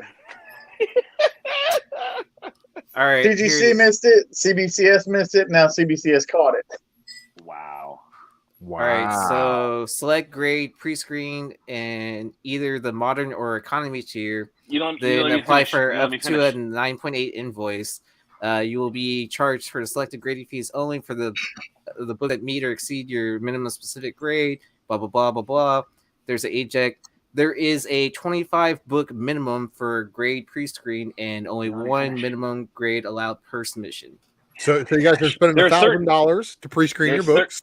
There's certain dealers out there. There are certain dealers out there who have dealer accounts are able to pre-screen 1 or 2 or 3 books. Yeah, they're doing one giant exhibition. Somebody that was telling me about, they set up their CGC account. They work for a particular auction house, and they set up their CGC account while they was working at that auction account, and they have a contract with CGC that they got some ridiculous benefits, man. Like Correct. stuff You you can- wouldn't even correct, think like- like it's possible. Oh, we can think of it. I'm pretty sure we can Yeah. all think We of can all the think of it, perks. but there are certain dealers out there where you actually, if you get a hold of them, find them, they will pre-screen like one book for you, so you could pay the like if you guys you'd like pay the express walkthrough fee, like pay the walkthrough fee, pre-screen 9.8. So you're gonna get charged $8, or you'll be charged the $150 because it got the 9.8. Look. Yeah, but I mean, like, you're already talking about Favor Ultra ain't fair. Look, sending this favor book ain't that doesn't fair, even man. want like people touching it, sending it to a third party. That's not going to be any better, right? Yeah. How do they call it a walkthrough when you get your book back in 2 weeks? It's It's a like a long one walk day- to Florida. one day It's a long turnaround. Florida walk. Like, yeah, like are they walking on their ass? You know what I Yes. mean? Just scooching down the hallway. They're going to hand deliver It's it to like you just Joe. walk in and it's like a doctor's office. You just give them your books and you wait in the lobby and you're like, Oh yeah. twiddling your thumbs for an hour, a couple Oh, hours. man. And all No, it's definitely you drop the book off and then they grade it the next day, and then the third day they send it back out to you. So you can't go pick 'em up. Allegedly. not anymore. I mean, since COVID, I yeah. went pre-COVID and picked up books from them and dropped off some other ones, but Oh, that's right. You're in Florida. Lucky dog. Yeah, it's super fast. Super fast when you're there. You can drop them off the place. yeah, but aren't they still like only shipping them out? They're not letting you pick up there anymore, I don't think. Yes, they are. Yeah, unless it's like certain like special something. Yeah, most of the time it's a ship out. You can drop off, but ship out. It's because they're still digging books out of their vault from their previous compound. Hey, you know what? You see their artists now, like J. Scott Campbell's only charging $40 for an auto now. Yeah, it's dude. I've been telling people that like the signature in-house signing, they're just deals, man. You don't have to go to a convention. You don't have to wait in line. You got to like go in. It just you send it. It's just super easy. Yeah, that's. I mean, my opinion on signatures is if I got to do it at a con versus sending it off, I'm gonna send it off every time, bro. Because you got to think when you at a con, it's so much to do, and it's so much to look at that you don't want to waste time standing in the line for a signature. That's a dummy's errand, in my opinion. Now, if you see an artist and you can walk right up to their table and get the signature, and maybe it's a book for a PC that you're not going to send off, for grading or nothing like that, that's a different story. But sending it off would definitely be the way to go. Plus, it's a lot of stuff that you can do with sending it off. Like if you got a CGC yellow label that's already a 9.8 and you want to add another signature on to that, you can get really glitchy, with adding on those signatures and things of that nature. So that sending it in my opinion, is definitely the way to go. Unless you want that satisfaction of bringing a book that a No, writer no, or artist have no, never seen before, no. and then there's like, this is the first time I've ever signed this book. No one has Brazil ALAs. No one has any of those books. So no one cares. No one has any of those books. It doesn't matter. Yeah, I am looking for an ALA copy though. So if you need Hey, a Brazilian I copy and you have an ALA, hit me up. I made a killing at Half Price Books today. I love it. I love these Oh my, stories. I need to hit half price. I haven't been in probably about a month. Dude. Hey, What is it? $1. What is it? I can't see it. Whoa, it's the Spawn Head Well, The Spawn McFarlane. Yeah, Human dude. Flight, nice. 230. I'll 236. give you two. I'll give you $2 for it. Hey, I'll give you $4. look at that That's one, incredible. You got all the way up to 240. Incredible. no, I just found four Spawn books. That's it. I love it. And then I found all these fucking variants, dude. Like, hold on, let me show you this. Where is They have no idea what they're doing. It's phenomenal. My half price books. Man, your shelves are gonna buckle, man. You know what, man. Red Hood? I have a question. Why is the hat not red? I feel the hat should be red. Oh, I got a red one. Okay, good. Do you have a Red Hood mask? I did, like, for COVID. I wore it in Baltimore. I love it. I love He it. keeps that in the trunk of his car. I found all these legendary Young Gun. Star Lords You got all the Young Guns variants, huh? Yeah, I found all Those of are them, dude. great. Scotty Young. Dollar. Yeah, Young Guns. That one is the GameStop. That one's a bit of a special one. Yeah, That one the right Greg there. Horn. Yep. Greg That Horn. one's actually really special when it comes to all the Star-Lord variants. All the rest of those Young Guns aren't too bad, man. And Dude, that's all. the Young Guns are what they called the Stormbreakers before they were Stormbreakers. All right, Yeah. so look at this. This I don't think it's a key, but Avengers 139 is it's fucking mint, dude. I paid 30 cents. Or no, I paid half of a quarter. Nice. 12.5. Half a quarter, 12.50. Do you guys take any farthings? 12.50 I have 1 farthing for this 13 book. cents. I'm assuming they were. Jim Lee variant cover, very nice. Nice. So and What a then haul. I wish I would have found issue 1 of this one.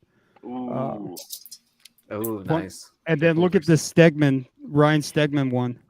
Yeah, good stuff. Variant. Great There was cover. all variants. And then is this any good? I didn't even have a chance to look because I don't really. So that's you that know, Nightwing of the Future, right? Is that Yeah. Nightwing of the Future miniseries? I remember there's some Look- first appearances or something Look like at that. that. Man at Arms. Yeah, bro. Awesome. Is that Image? Yep, that's an Image. Good. Hey, Good one. Contest of Champions. Good stuff. I there. paid 30 cents. That's incredible. Number 1, Contest of Champions. You have good half-price books. Dude, Undertaker number 2. Ooh. Hey, The Boys. Ooh. Nice. Love it. Starfire Oh. cover. Yeah. Dude, I found this newsstand. Number 5. Wow. Nice. Wow. Number That's 5. great cover. First Spirits of Maverick, my dude. Maverick is legendary. People Oh, still- that's a cool one. Deadpool Secret What a Secret haul. Wars. What a haul. The what is that? Is that the Comics Pro variant, the black and white one, or is that the? Is this? That was a preview yeah, exclusive. it's the PX, the PX, Oh, okay. Previews. Chicago Comic Con, Limited C2E2, the C2E2 one. Mm-hmm.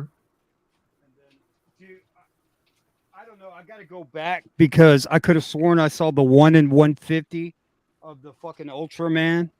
So Ooh. I got that one. I got this one. I don't know. You can see Those are all the light. TV variants.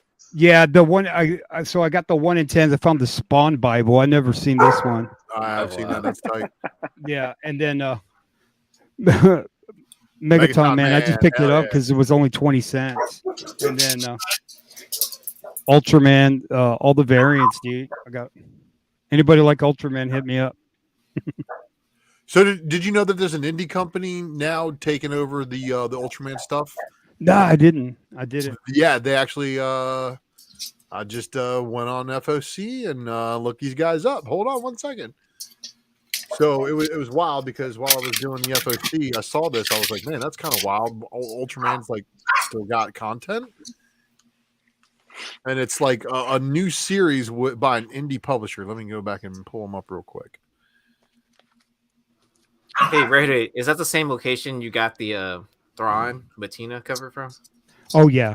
Oh yeah. Okay, so that's like your honey hole. Yeah, I half-price books. set the market on that. Sold that for 3,600, man.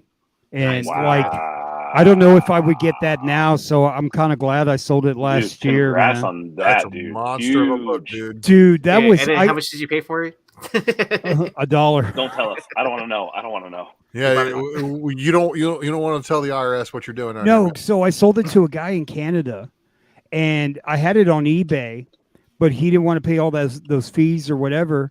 And I was like, Oh. man, I don't want to fucking do this, right? Because you get like protection. eBay will still charge you. Yeah. Yeah. So Well, like, custom fees and all that shit. so too. he PayPal'd me, and then like I shipped it to him, and I said, man, if this book gets lost, right, PayPal's going to make me reimburse him, and then I'll be out of a book and I'll be out of the money. I don't think I'll ever do. I called Aaron like 3 or 4 times. Hey, how long does it take to get to Canada? Walk I through. think I'm Walk going through to about have 2 to take a plane to track this book down, dude. It took 3 fucking weeks, dude. Yeah, it was about a month, wasn't it? Yeah, that dude was like, "Hey, where's my book?" I was like, "I don't know, God. bro." I don't know, buddy. It's gone. It's stuck at the border. Dude, it kept on going back around to Chicago. What's that? Wherever it leads to Chicago goes to Canada.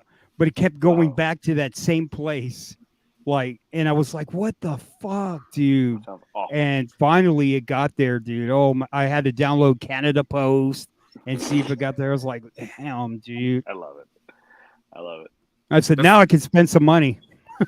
That's why you just do FedEx. You know, Shit, I can't straight find there, it. pay that extra Yeah. like $40, whatever it is, compared to like the 20 Yeah, I should have did that. You're right.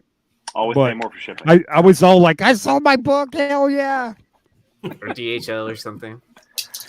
Man, so I did have a couple of pickups. I don't remember if I got these in on last show or if I showed them off. I don't think I did because I didn't get them in because I was in Florida. But got another Ultimate Fallout for a 9.2 from my guy Card Gems. Yeah.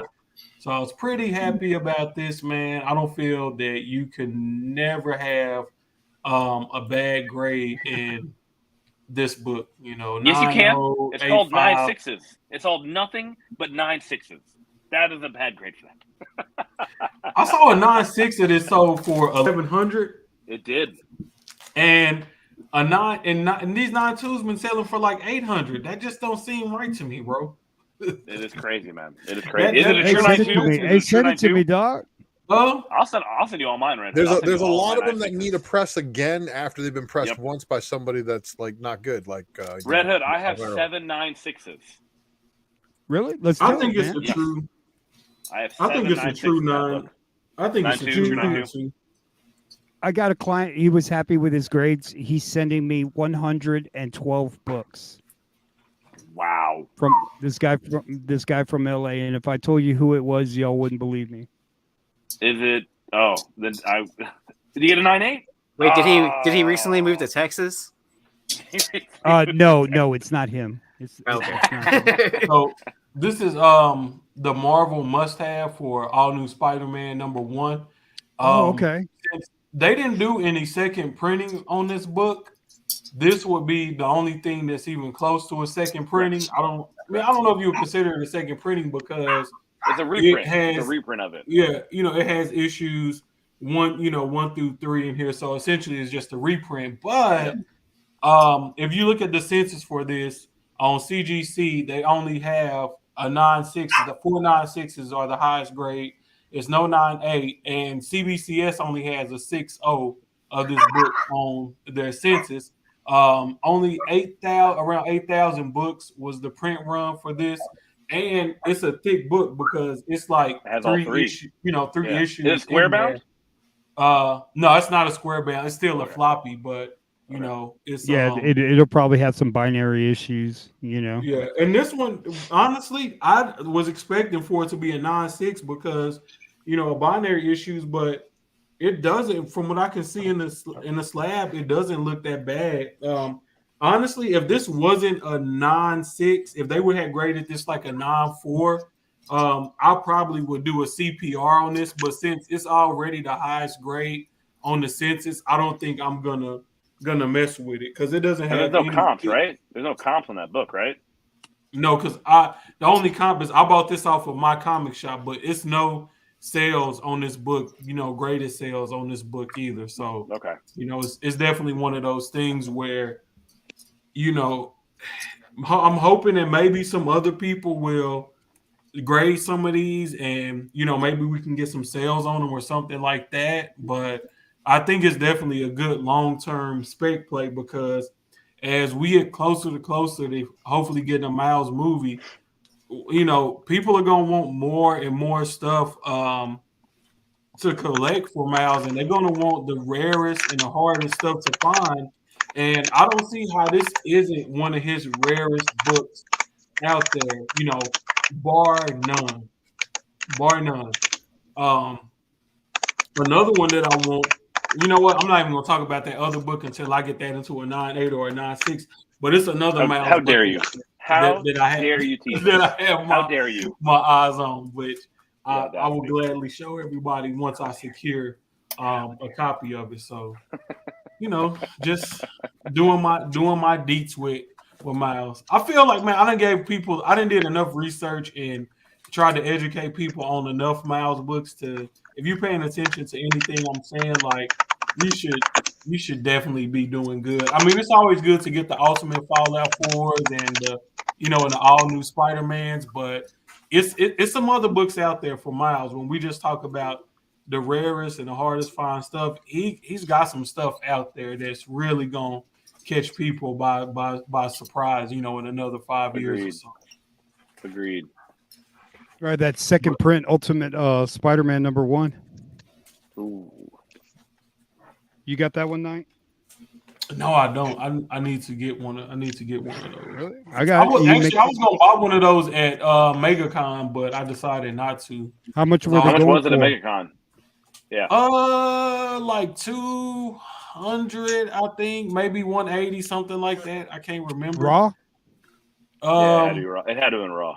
Yeah. I think it was. No, it was raw. And then I saw a graded one too. It was like a 9.6. They wanted like 300 or 400 for it, something like that. I got a 9.8. There you go. Buy that one. How much is that? Hood gonna try to text though, man. He gonna try to text. He gonna try to text.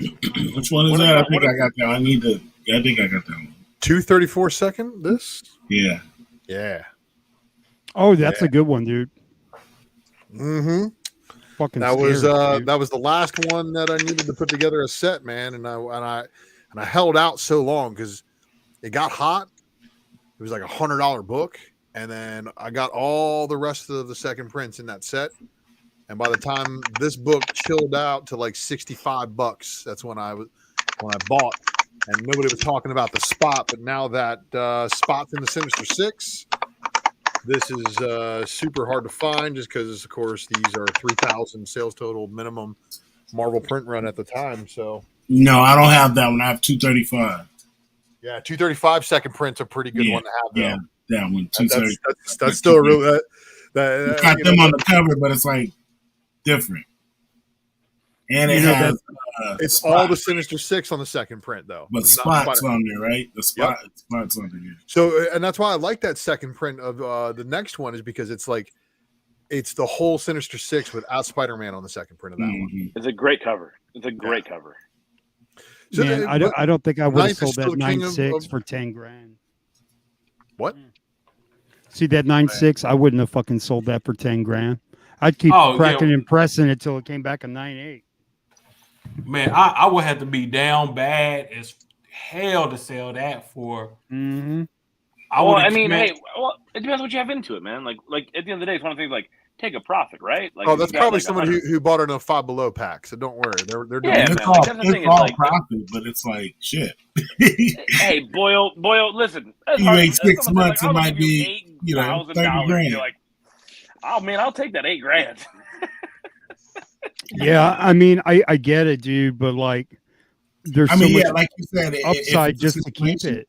Yeah, no, I agree with Hood. I mean, both sides, because shit, if I'm trying to get a house right now and that's all that's standing in between me, you got to do what you got to do. Yeah, you got to do. But I would rather hold on to it and then wait for that show to come back out again. Always, it goes up another 20 grand. You know what I mean? Now, if your wife goes, I know you got that Georgievic variant, and she even knows the artist and everything. Right? She knows I'll about take that and I'll sell it myself, motherfucker. You better sell that bitch. my wife definitely knows about my Ultimate Fallout 4. She's very familiar with my Ultimate Fallout 4. She knows, they know where the cash is at. They're like, yeah. Get that one where you can't see his face. Don't give me the one where you can see his face. Dude, give me the one where you see your wife going through your slabs, dude. You're in trouble, bro. You're sleeping, and instead of them trying to put the phone in your face, you hear the clinking of your slabs. Oh, phenomenal. Oh, man, hitting up the pawn shop. Well, I mean, if a 9.8 is 40 grand and the 9.6 is 10, that's. I thought last one was 30 grand on it, like 34. It touched 40 on the it touched 40 twice. 40. Yeah. I missed that. I missed. See, but in my opinion, that either be shield bid bullshit or money laundering bullshit. You pick at Heritage. A little bit of both, man. A little bit of both. Man, Heritage, man. They look. Ain't nobody. Enron, y'all remember Enron? I remember Bernie Madoff. But Ultra remembers that video where everybody got called out. Heritage got called out. All the video game people got called out. All them people got called out Video for game doing was all bad. sorts of shady stuff, and nobody did anything about it.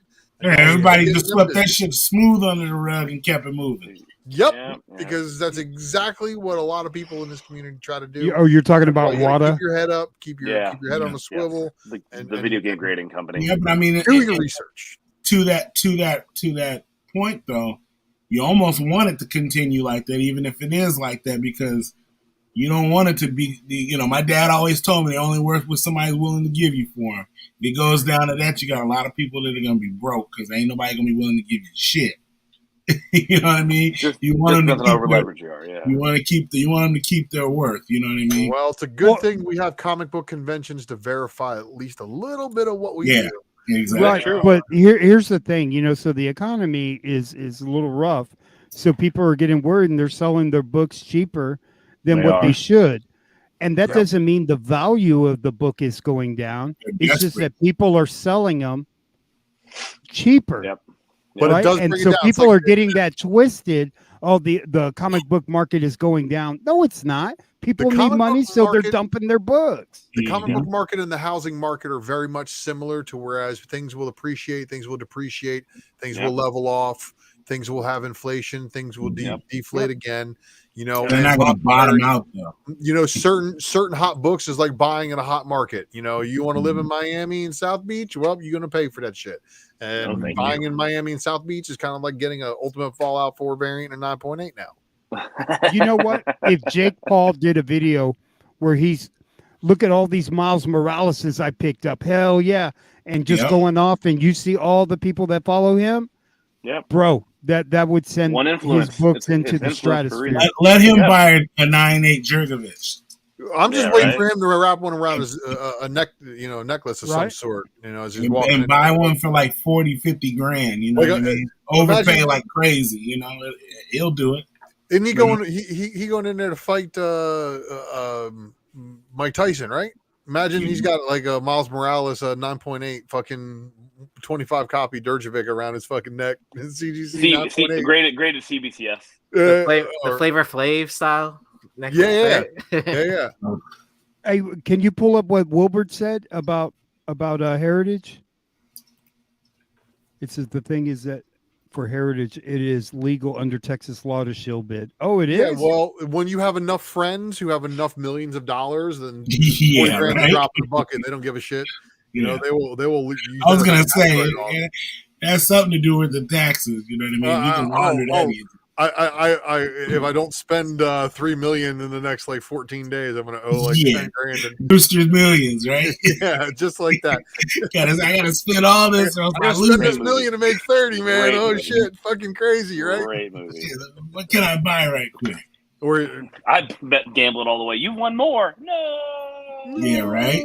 Yeah, that's hey what guys, you I got to bounce up out of here real quick. So, but I appreciate everyone letting me hop on and yell at the phone, guys. Oh yeah, I see you Thursday, brother. Love you, Skev. Man, you're awesome, dude.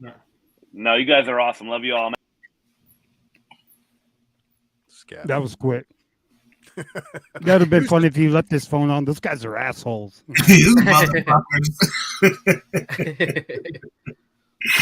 Oh man. I think that's I still do think that's kind of low. Not that I could afford it or want to buy it, but that seems kind of low. I looked at it and I was like, I would probably buy it there for $10K if I had it in the account. Like that's a penny book. That would be the book I would spend $10K on right now. Yeah, I was like, I would probably drop $10K on that, man. But I feel like it's the same grade. It's near. They're both near mint. 9.6 and 9.8 are both near mint. Yeah, it's the same thing. You know what I'm saying? Once people get that through their head. So anybody buying books for their collection? Yeah, I still buying books for my collection. Probably shouldn't be, but I do. So you know what? I forgot to show off fucking. Let's get glitchy. No, I started buying cards instead of comics now. So what? I bought another Japanese Thanos from Rob. Oh wait, I did get a bunch of Japanese books, but I mean, I'm going to be selling those. So, dude, I love the Japanese books with the OB, man. It just sets it off, man. Oh, you want to see the ones I got? Nice. Yeah. What's that? Champions. That's a qualifier variant, is what that is. Yeah. So the crazy thing about it is we got a chat with me, Ultra, Remo, Mel, Lucas, and Spidey Hunter. Anytime we start talking about ghost books, All the books show up, right? I start finding them. So I You found that on that run? I found this on the road trip. Well, not only did I find one of them, I found two of them. And I didn't think it was the right book at first. I was like, no, this can't be the book that we was talking about. I mean, it's not the number one Brooks, but it's got this. You actually had to order them, I think, the same time and the same qualifiers. Yeah, I mean, I've been looking on eBay. I can't find none of these. And it's so crazy because my comic shop doesn't even have it listed on their website, which means it was never in their inventory. Because if it was in the inventory, it would be listed on their website. And another one of those big sites, they don't have it on their have it on their website either. Check comics.org. I did. They had it on there, but I'm just saying, like, it's apparently a super hard book to find. And I also found this. Oh, I love that book, man. You want to know a secret? I have like 40 of those. Show me that one. Let me see. What? And you've been holding back on me? Show that again. It's the Mosaic preview. Let me guess. So you had to go to Barnes and Noble in order to pick that up. That was the only place you can get that. That's actually the first official appearance of Mosaic outside of his cameo or his first appearance in Uncanny Inhumans 11. So that's kind of a crazy thing. Did I not send a couple copies when I sent you some books, man? If I didn't, I'm so sorry. No, because I would have been over the moon about that. Oh wow, I haven't seen that one, dude. That's badass, dude. I don't think it's any of those on eBay right now.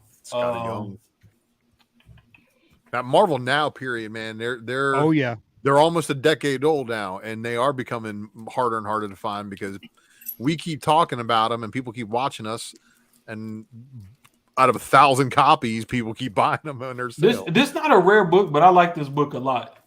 I like the call cover. I love the it. Call, Deadpool, and he got the Miles Tsum Tsum right there. Mm-hmm. Yeah, that's dope. That was I'll pick that book up anytime I see it. I picked this up. This is the second printing of this book. I gave one to Ultra last year, and I really hadn't seen it since. So once I saw this, I scooped it up. And thank you. One of again those for that. Marvel Legacy second prints. I think I saw that on a Spec Matrix or something like that. So yes, you did. That was the more Marvel Legacy second prints after the Lenticulars. You had a couple of books that had another second print that followed. Mhm. Oh, Oh, look at that. Yeah, that one's nice. Yeah, very nice. And supposedly this is super rare too. So another one of qualifiers, yeah. And this was from that same run as that Divided We Stand variant I showed first. Mm-hmm. So both of those are that's crazy, man, that they did two qualifiers from that same run, which is probably why they're so hard to find. If you got two different qualifiers, same book, like I picked this up for $4. Stegman 1 in 25, first Robert Maverick, Red Hulk.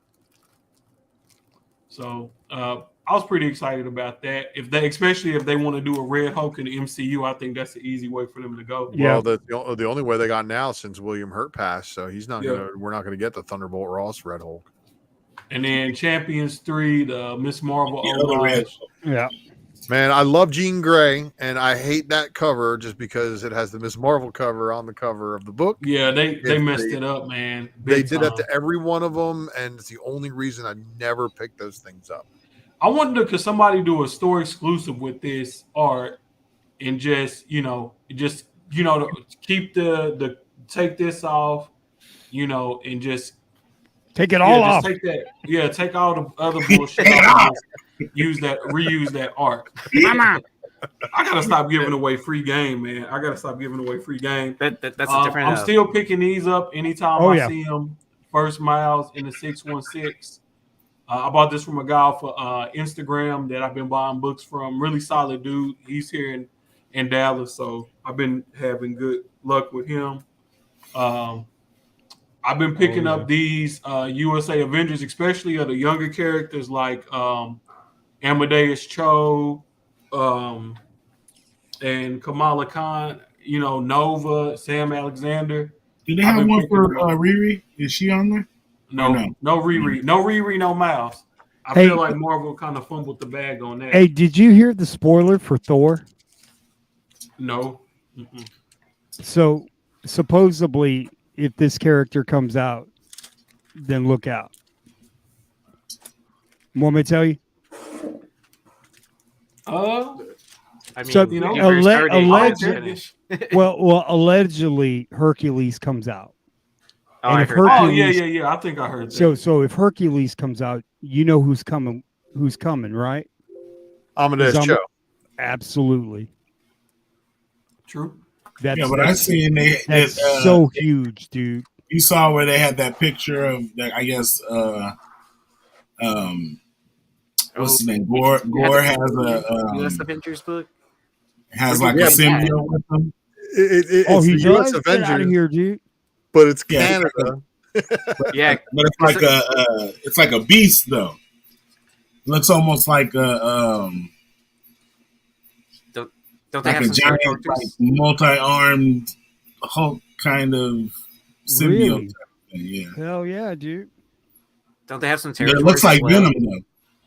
as That well, is Vulture, right? that is a book, bro. Yeah, that one, yeah.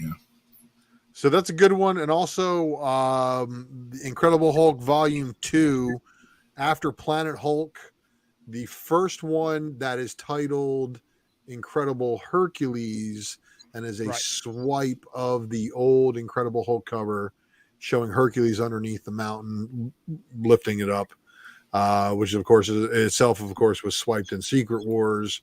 So there's lots of good books. That's also actually the origin of Amadeus Cho. Yeah, there you go. Incredible Hulk 112. See, Mhm. all my comic book nerds, you know, I'm feeding off your energy and realizing all the spec rabbit holes and all these things that these things go down. But yeah, man, lots of good books out there. Yeah, those U.S. Avengers though, that's like what 50 different variants, one for each state. More than that, because I just showed you Canada, and they Canada. They have some territories, I think, like Peru and Puerto Rico, if I'm not mistaken. Peru's a But, territory of the United States. Sure, why not? I was thinking Puerto Rico. God, Wait, we are for- globalists. You got to sneak that one in. We're the globalists. Always Samoa. have been. You know, when I'm about ready to give up on Marvel, they move a chess piece and then just all hell breaks loose, dude. You know? Well, and you know what? A long time ago, some guy did a spec matrix on some Thor books that talked about Hercules, the first appearance of Zeus, and it was like actually it predated the Marvel Universe actually, and there was like a Silver Age appearance, all these other different things, but Hercules is definitely on there, and there's some early Thor books that have the first cover of Zeus and his early Hercules appearances as well. But I don't know who that guy is. I hear he's not very well liked and blacklisted. Hey, Red Hood, Eric Hurd told me to tell you to check your message request on IG because he sent you a message Today? I think he sent it a while back, but yeah, check your messages on there and get back to my What boy. was Man. the He's been first trying to- appearance of his He's mom? been trying to get rich at. What is Maddie she in Cho? that? Yeah, which one is that? That's Hulk 112. No, I like this book. Is it? Yeah, me too. I like that. What, didn't they use this art on like a 1 in 25 for Yeah. issue 1 or something? That like is the 1 in 25 for issue 1 artwork, but there's also that's like a reprint of something right there, isn't it? Yeah, there's a 1 in 25 that looks similar to that for the. Yeah, it collects Amazing Fantasy and His something first else. appearance, Incredible Hulk 100, Incredible Hercules. That's the one that has the first appearance of him. 2008 through 10, 126, 133, Or his 135, origin and story, 137. Yeah, Madame Curie Cho first appears in Totally Awesome Hulk 1. Yeah, you could still pick up those books for cheap, man. Man, I had to COVID sale my Hulk variant, man, but I paid. Yeah, I bought that off the shelf for $12. I got the hip hop variant. I got that one. I still have the hip hop variant. His first solo's still cheap. Dude, I got a there's a second stack of print. the There's hip also hop. a There it timely is. variant. Right there, Yeah, 1 to 25. yeah, I want that. I love one. that cover. So since we're on this subject, let me look up the book before I Got a talk out couple my of ass. Dude, here. I got 25 of those. Yeah, I think I got 2. Man, talk about reusing fucking art, brother. Talk about reusing art. Yeah, It's the same. and shit. Miles. They just Photoshop Miles in. God damn, Marvel. Oh, that's messed up, dude. Okay, so you guys ready for this? Bring it. Since we're on that Amadeus Cho tip, only the tightest of my friends would know that there's a book that takes place right before Champions number 22, which is everybody's been pointing at as the first Amadeus Cho, but it's as Brawn. But Cho's first appearance as Brawn actually happens in the Incredible Hulk 717. It's got a Frank Cho I got that one. cover. It is where he gets depowered from being the second Incredible Hulk down to Brawn. He then, the next issue in his story goes into Champions number 22. The next Incredible Hulk story is Immortal Hulk number 1. Yeah, I love this book. I bought ever since I saw this on that Spec Matrix. I've been buying it. I probably got about 20 of these. Yep. That's that. So, like, if Riri becoming the new version of Ironheart, the cutesy little keyhole with the heart shape and stuff like that is important to you, then Champions 22 still a very important book. First and second print, you want them both. But if you're speccing on anything Amadeus Cho related right here, this is a book that you want. Yeah. And then that 22 is still the first cover appearance of him as Braun too, so it hold a little value that way too. So yeah, but this will be the book to have for first, and then you would get the double doozy with the Riri and the Braun on the Champions 22. So that's why I say, man, most of the time it's not like one thing or the other. Like a lot of times in these scenarios, both books have some type of significance to it. But if you want to be chronologically correct in this situation and you want to be historically correct, this would be the book to have for first Amadeus Cho as Braun, which I think is a huge thing because I think when they bring him into the MCU, he's gonna be, they probably just gonna make him Braun instead of going through the whole Hulk phase and all of that. They'll find some way to cut that down. Like if they do a World War Hulk and it's not Bruce who's powered up running around being a maniac, like they totally have a storyline to do here. Absolutely. With Amadeus, and if they really are, I know everybody in the in the world will be like, I want Hulkling on the Young Avengers, but what if they don't give you Hulkling? What if they give you Amadeus Cho instead? And they give you a Young Avengers team with a character from the Asian community who would give representation to them. And I know everybody's like really big. I want my representation in the Marvel universe. Hey, look, I get it. But I think that Hulk depowered into Brawn, then being put on the Young Avengers is a definite smooth way of getting in there and drawing in a lot of audience. Yeah, at least on a Disney Plus introduction. Well, his mom's already been introduced. She was in Age of Ultron. But I mean, as far as him, like, kind of like how they did Kate Bishop, you know what I mean? Like they both have similar where their parents died.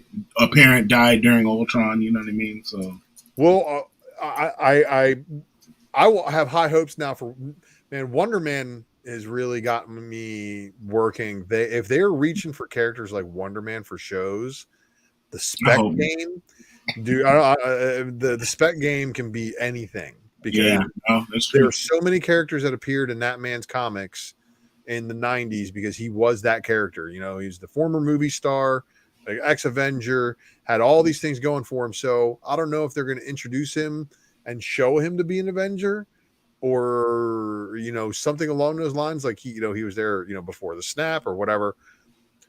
It's going to be wild to see what they do with the character, especially if it has anything to do with Scarlet Witch and Vision. If Vision is a part of the Wonder Man show, there's certain Wonder Man books that are going to be pretty good to get of the volume 2. So, I mean, and I had a subscription to Wonder Man as a kid. That's what's really crazy. It's like, oh my God, I can't believe a bunch it. Out of all the characters, man. Like I'm pretty sure the newsstand copies I have of that book are still somewhere in my collection somewhere. I don't know where they are though. I'm surprised you haven't gotten that call to from Marvel yet, being like, hey, we need your direction. I mean, if they want me to direct Wonder Man, I can totally do it, but I need Nathan Fillion. Remember, you guys, he was like ghost cast in Guardians of the Galaxy for he like appears on the posters as Simon Williams. You guys don't remember that, huh? Nope. I don't. Stupid memory. I mean, I believe you though.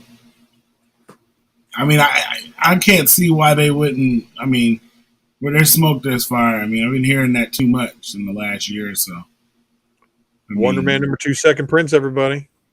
Yeah, I've seen those. And that's the one thing that I would love to see is this story, Enchantress. So imagine if we get a Wonder Man and Enchantress lineup. No, I've seen worse things. Because she's all disguised in there. Drink your potion, sir. Do what you're told, sir. And he's not about doing what he's told. So, what else is up? Where's Night That? I have no idea. Well, while he's gone, I'm going to show off my Japanese books I got real quick. What you got? Deadpool Wedding. Oh, wow. That's awesome. Yeah. So these are pretty thick and everything. You said thick. How about Spider-Gwen and Jane Foster's first appearance, right? No, just joking. No, you are correct. Don't let anybody tell you otherwise. Okay. That book hit the streets first. Yeah. So, this is the miniseries, Hawkeye versus Deadpool. I need to check and see inside if they actually do issue 0 or if it. I would imagine that it would, but I really like this one. Deadpool kills the Marvel Universe. Yeah, nice. So I gotta get that. Yeah, so it's pretty cool because on the back it has the Punisher kills the Marvel Universe. Actually, I have more Deadpool foreigns than anything else myself. Yeah, I picked up a copy of the UBS 98, the Russian edition. Oh, look at you flexing with your Japanese Thanos. And then this one's pretty cool. This is the Deadpool kills the Marvel Universe again. Dude, I love that cover. Damn it, dude. How about this one? This one's pretty cool for all you photo variant lovers. Oh, man. What's on the back, Aaron? What's on the back? Oh, it's this cover. No. I'm saying behind you, you have a whole bunch of boxes that are stacked to the ceiling almost. I know, right? Those are all slabs that I haven't opened yet. What? Yeah. There's just different slabs I'm holding onto. Wow. Yeah. Marvel Zombies. Nice. That's a good pickup, Aaron. Yeah, you ever order 400 mylights and boards and thought you got fullbacks, and then when they get here, they're only half that? That was you posted that? That happened to you? 400, by the way. Oh, wow. That's a lot. That was a big order, baby. That's so. You're gonna order another 400 halfbacks in order to get them to be fullback length and or thickness. Yeah, I'd have to order another 400 of them. So how about this one? Secret Wars cover. But look how thick it is. I think it's like the entire collection. I need to open it and check. You said thick. Yeah. This is big, compared to and it has the Obi and everything. So really stoked about that. And the last one I have. Spider-Gwen. You're not going to take them out of the plastic, right? I mean, some I probably need to check, but I don't know. I kind of want to leave them in. Yeah. Hey, we're twins. Twins. How thick are those books? Thick. I mean, they're like trade Tree paperback. trunks. Oh, okay. Yeah. Or here's a slab. In comparison. Hey, you gotta set me up with that Connect, Aaron, so I can order some Yeah, Japanese books. I would man. probably leave those in the plastic. Yeah, I wouldn't take them out. Yeah. I mean, Just wait till CGC starts grading those, man. When they move, because they're gonna start grading pulps. oh yeah. So then they'll start grading those. I don't know. They had I think Brian had what's his name on with the foreign guys, and they were talking about leaving the Obi on the book. Yeah, that was the only reason why I was saying leaving Oh, the plastic. Matt was the Nelson. over. Yeah, When they man. had Matt Nelson. Nelson's. Yeah. Well, Yeah, because that was because see, I had bought a Spawn #1, a Japanese version. It was like a 6 print, and I was asking Josh and Rob if I should grade it, and they was like, "Nah," because they gonna make you take the Obi off to grade it.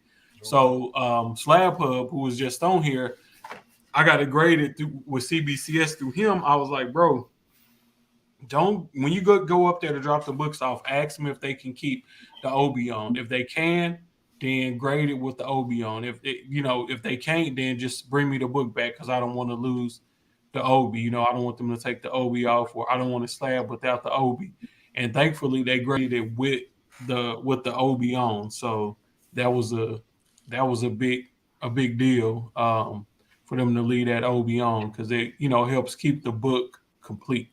Mm-hmm.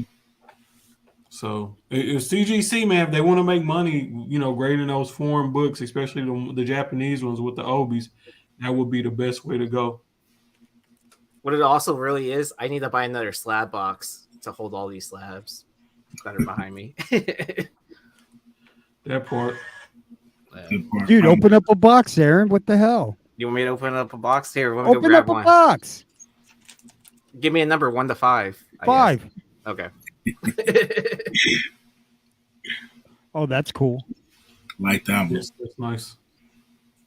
That just came out last week. Did it? Yep. That's what's his name all the way on the far left. Sync. Yeah, Sink. He's back, huh? He's in there. He's been on that team for a while, and then here we go with the first appearance of Wonder Man reprint.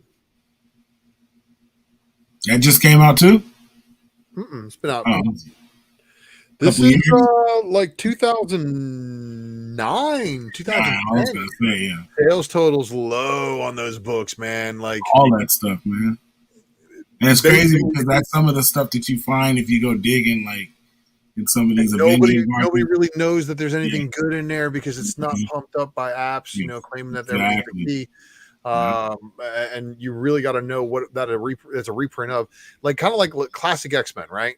So it's books like classic X-Men that take place in certain areas, like in between giant size X-Men and X-Men 94. Like you have like some other backstories and stuff being filled in there by Chris Claremont, stuff he wasn't able to put in the books. Or if you don't count from 94 up on classic X-Men, you can find all those issues in classic X-Men. Well, classic X-Men and then X-Men Classic are two very different things. So classic X-Men is something that is basically all new story. Is intertwined. That's why there's first appearances in that era. Yeah. And then once they switched over to X-Men Classic, that was just straight up reprints of other books. Yeah, that's what I mean. Like if you go through that though, if you can't get the original, those aren't bad to have. And because Art Adams had done a lot of the covers on a lot of those books, Art Adams did this run of Avengers Classic being a reprint of the original Avengers books, but without the new story by like a writer or anything like that. It's just a straight up reprint of Avengers 1 through like I think 10 or 11 or something like that. So it's a pretty cool to have, a reprint like this, especially if you're a fan of Wonder Man. This is like one of the only affordable ways you're going to find his first appearance. Because otherwise you're finding either I don't know what else. I haven't really looked in to see what other reprints he has. I just know that was the coolest one with an Art Adams cover, and I was like, I'm in.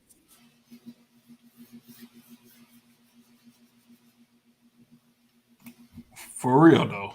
Oh man. That's been 2 hours already, man. It don't seem like it's been 2 hours. 2 hours went by. Nah, Pretty man, it was fast. great, man. Thanks for having me on, Ninth. I appreciate it, man. Oh, brother, thank you for coming on. Thank Ultra for coming on. Remo, Yeezy, Oh, look Skev. at that. Look at that. Nice. What is that? So this You've is been Master hiding of at it. Kung Fu number 18, 7.5. I bought it from our good friend Phil Lee for $45. What? Man, Yeah, it's a beautiful cover, man. Did you Yeah. snipe it in an auction? So he had put it up a few times, and then no one bought it. And then I went into his like giant sale where he was where he gave away that first Iron Fist, like 9-2 away. Like, and then I was like, you still have this? I was like, I'll buy it, like throw it up, and then I won it for 45. No one contested me against it, so I was like, kind of like, all right. So Don't you hate that when you ask for a book and someone throws it up and then you have fucking hee-haws over here trying to fucking bid on it just because they don't want you It getting happens to me all the time, dude. hate As soon as people Shit. like, because they know me. If I'm Yeah. bidding on a book, Exactly. it's probably a good book. So they're like, Don't you hate when that happens and when Ninth people will you tell name? them. Ninth will tell them. Now you know if Red Hood's bidding on this book, right? And then, dude, it just wildfire. I go, No, but I'm out. talking about like there'll be a book that nobody wanted. It came and went. And then Oh, you yeah. come in and you're like, hey, dude, you got that book still that nobody bid on? Go ahead, put it up and I'll buy it. And they'll be like, yeah, go ahead. I'll throw it up now. And then they'll run it. And then all of a sudden everybody starts bidding. I'm like, you piece of shit. Hey, y'all check out my whatnot tomorrow night, man. I'm about to go off, bro. Uh-oh. He went to half price books today, so he got Nah, man, nah, I ain't gonna put that stuff up, man. It's just like, He's like, I need to press it first. So yeah, I press all my books, man. But like, I'm about to go off. I'm gonna have some Well- fun, dude. well, Remo, you have a sale coming up too. Your first though, right? July Yeah, but I 3rd? think I gotta postpone it, man. Oh no, are you serious? So I just remembered something. My wife's like, you're whack. She's gonna get the app herself and be like, "Yo, Yeah, this I is might big deal." let her run one right quick. If Wonder Man is created by Zemo, the Zemo book's going to get attention again too. Just saying. See, and that's why I'm trying. Never mind. We'll talk about that later. As long as we see Zemo dancing again, like I'm cool with Man, that. You know, once you've had Endgame and Infinity War, and just like I guess I'm spoiled, man. I go into these movies and I just wanted to feel the way it did with Endgame, dude, with just the crowd and the audience, man. It just felt like a fucking football game, dude. Like coming out of the theater all jacked up. What? Don't fucking touch me, bro. This is Started like the fighting intermission shit, phase. dude. This is the intermission phase. You know, that's the way I see Man, it. dude, your heart's just like, and they were hitting back to back back then, man. Oof, and Kobe kind man. of fucking punched them in the gut, and they're slumped over right now. They're just kind of stumbling, trying to find somewhere to sit down. You know? Yeah, but like the power of the Russos. Nah, we ain't coming back till it's Secret Wars. You get your shit together, then we'll come back. Because you ain't got nothing left right now. You know what I mean? That's pretty. You know,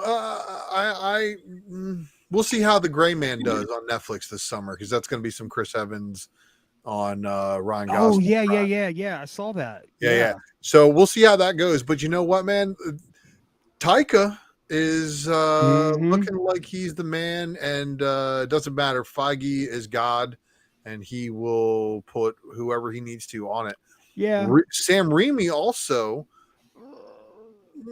he may not be the favorite, but he's definitely good at that Marvel horror stuff, and they might keep him on for more of that genre. But basically, that shit was Evil Dead 4. I mean, it really was. Like, I want to see Raimi do like the symbiote shit. You know what I mean? Like, I want to see. I want to see him do that. If they're gonna keep him around for that, wait till that comes and give him that, because I want that shit to be spooky as fuck, like in the shadow. You know what I mean? How do you mess up Morbius, and how do you mess up Boba Fett, and how do you mess up Carnage, bro? Like, you've got books and books books and books to All pull kinds of reference source from. material. It's not some brand new character that you don't know. And This is exactly it. You ignore the source material. That's exactly how you mess up these things. Because they could have made Carnage and Venom just like Aliens. You know what I mean? Like they could have been similar to that. You I'm can't saying make as far as or Venom without Spider-Man. But that part is the biggest part. But I mean, as far as the way they look, like, you know what I mean? You don't have to, like, dumb them down and make them, you know what I mean? Like, they're not lovable. You know what I mean? Like, That's what they did, though. They tried, and this is exactly everything they're doing over at Sony right now with their wild castings. I'm sorry, the independent Sony Spider-Verse is never going to float. It's Morbin time, everybody. It's Morbin. like when Superman, remember when he went bad in the movie? Yeah, got drunk. Yeah. Some people. Yeah. That's how Spider-Man is with the Venom symbiote or with the Venom symbiote. It's him fighting himself. He's mean. He's not likable. You know what I'm saying? He's doing all the bad shit. He's sleeping with hookers and stuff. You know what I mean?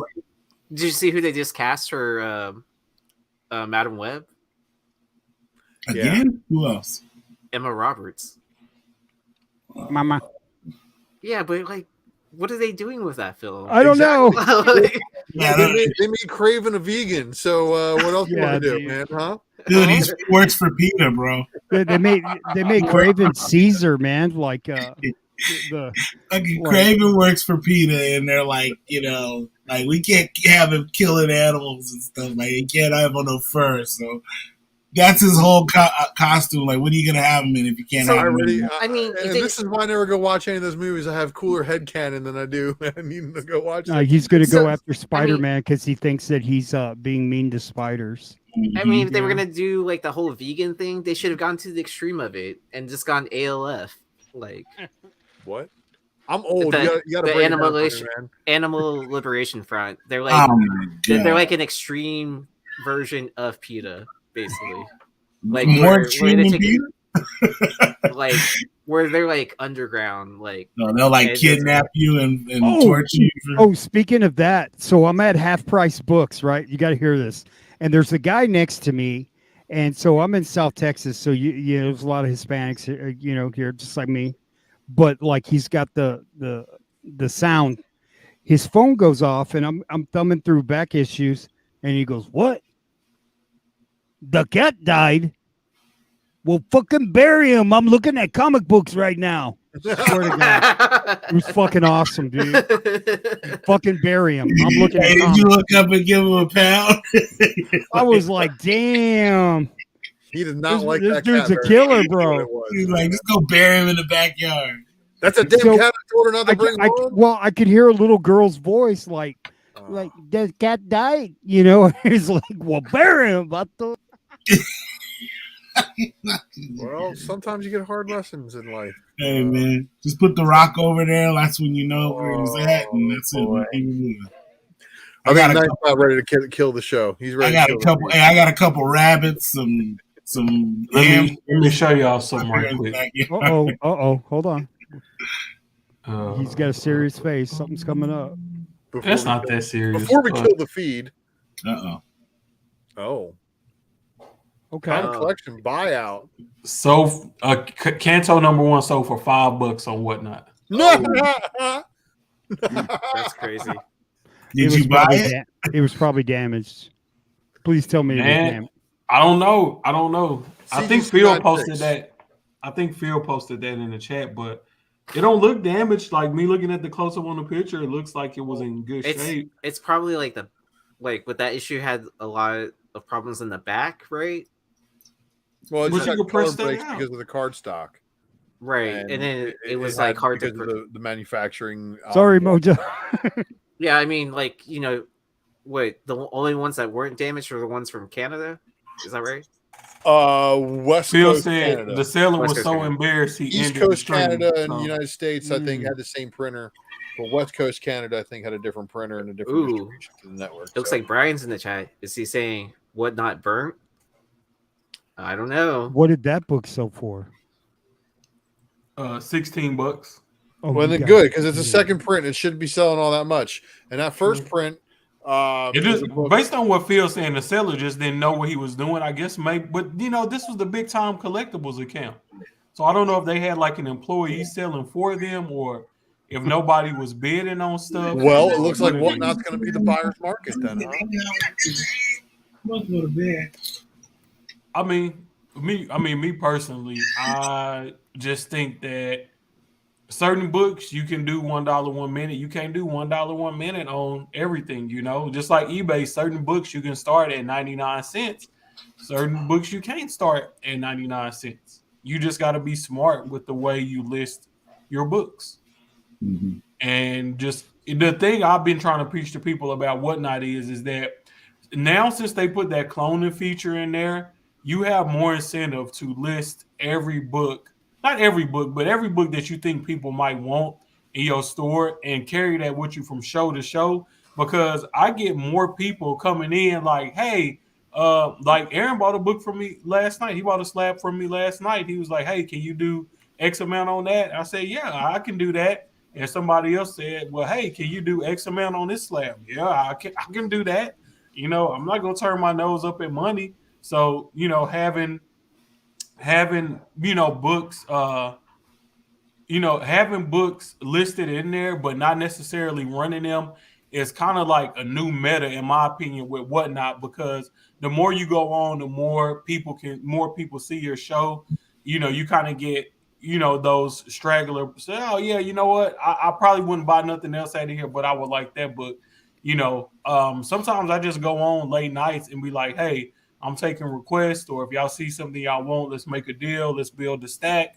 Because that's one thing. Blow out inventory, right? Yeah, I mean, it just depends on what you want to do. But that $1 1 minute stuff, like if it's a Whatnot exclusive, I do those $1 1 minute all day because I haven't had a problem with those getting, a decent amount of money ever. Every now and then, some books that go a little bit lesser than what you probably been seeing it sell for on the app, but. It just depends, man. I'm not gonna run a Ultimate Fallout 4 $1 1 minute at 11 o'clock at night on a Thursday and expect to get $600 or $700 for that raw copy. That's just crazy. Would you have an eBay auction ending at 1 o'clock in the morning on the East Coast? Like for On a for a book Tuesday? like that, yeah, you just got to think of that. Like, would you? Let me see how many people. Let me see if I can see how many people was in the sale. So this is the thing with that. Like you said, you 33 got people in there. 33 people. 33 people. So you gonna run the Canto number one $1 1 minute with 33 people in there while sales is down across the industry and indies is definitely down bad right now. Like that's a seller problem. That's not a problem with the app or even a problem with the comic itself. Well, like you said, you gotta know who it is you're selling to. I'll double I'll double the buyer's money right now for that Canton number 1. Hey. But I mean, that's what I'm saying. Like, if you have customers that spend all the time, every time, you know what I mean? If you put up good books, they're gonna buy them. If you have people who are just kind of in there, like watching to see if you put something up, you gotta know. You know what I mean? You gotta know who's in there, man. There's some people that wait to steal. And you know what I mean? Like, how did my sell go earlier today? I didn't sell a single book. Really? Yeah, I was still. I mean, like, to be fair, a lot of them were like store exclusives and stuff like that. But still, like, I started below the cost of like if you were to buy it from the store, and then. But even with store exclusives, like people gotta want those store exclusives, and you gotta stuff people want, and you know what? I think like theme sales, like if you announce like, hey, I'm gonna do all John Kent books. Or I'm going to do all Wonder Woman books, or I'm going to do all Jenny Price books. And build your audience to come looking for that kind of sale. You do all right. Yeah, I mean that's what I've noticed a lot too. Is that like my theme sales usually are the ones that do the best. Like, because like whenever I do something is killing the children sale, I do something is killing your wallet. Yeah, and it works because. But like, I mean, you're putting up good. You're not putting up just the newest A cover. Right. Because I mean, I have plenty of back issues of that. Yeah. That's what I mean. Like, if you're selling some stuff, you got to make it worthwhile. Like there's certain people I go to that I know go and grab all the books that I don't feel like going and digging for. I have a and I'm foil. going to buy them for a good price, or pretty much what I would have spent if I went to the shop myself. What you looking for, Remo? I got you, man. What you want? I mean, I even threw up like a what was it? I threw Everything. up a Tiny Onion, the Nightmare Country, from the Substack book. Yeah, I threw that up starting at like, I don't know, like $70, $80, and there was no takers for that. well, because like most people that are looking for that either are It's probably they got it. eBay. Yeah, you know what I mean, or they got it. They got that. You know what I mean. So it's like, oh yeah, I mean, and I should have sold that like a long time ago whenever it first dropped, but like I was just like kind of like I kind of want to see where it goes, especially with Sandman coming up. Like, unfortunately, you got, and I don't think it's a terribly bad thing, but if you have those books that people deem to be popular as far as because of certain apps or certain shows, and you're selling them at a decent price, goddamn influencers, they're gonna sell. You know what I mean? Like, you're gonna sell those books. You know what I mean? And if people know what they're looking at, and you put those books up, you know what I mean? They're gonna buy them. Nice. Right. But I'm not just gonna give away books either. No, and that's the thing. Not? Don't. And then that goes back to what Knife said. Don't start it for $1 a minute. Like, set your base and start it at your base. Like, you know what I mean? Like, and if it doesn't sell, be happy to put that book right back in your short box. You know what I mean? Like, exactly. Like, I'm not gonna be offended by shit because I'm not gonna give nothing away. Yeah. You know what I mean? Like I mean, yeah, I agree with what McClay is saying that you know, Whatnot's a good place for minor keys, you know, books that are around that like $50 range and stuff like that, or that are starting to peak up. I mean, there was a time when everybody was buying the big boy books and all that on there, but those people got what they wanted and they're gone, or they're now sellers. You know what I mean? Yeah.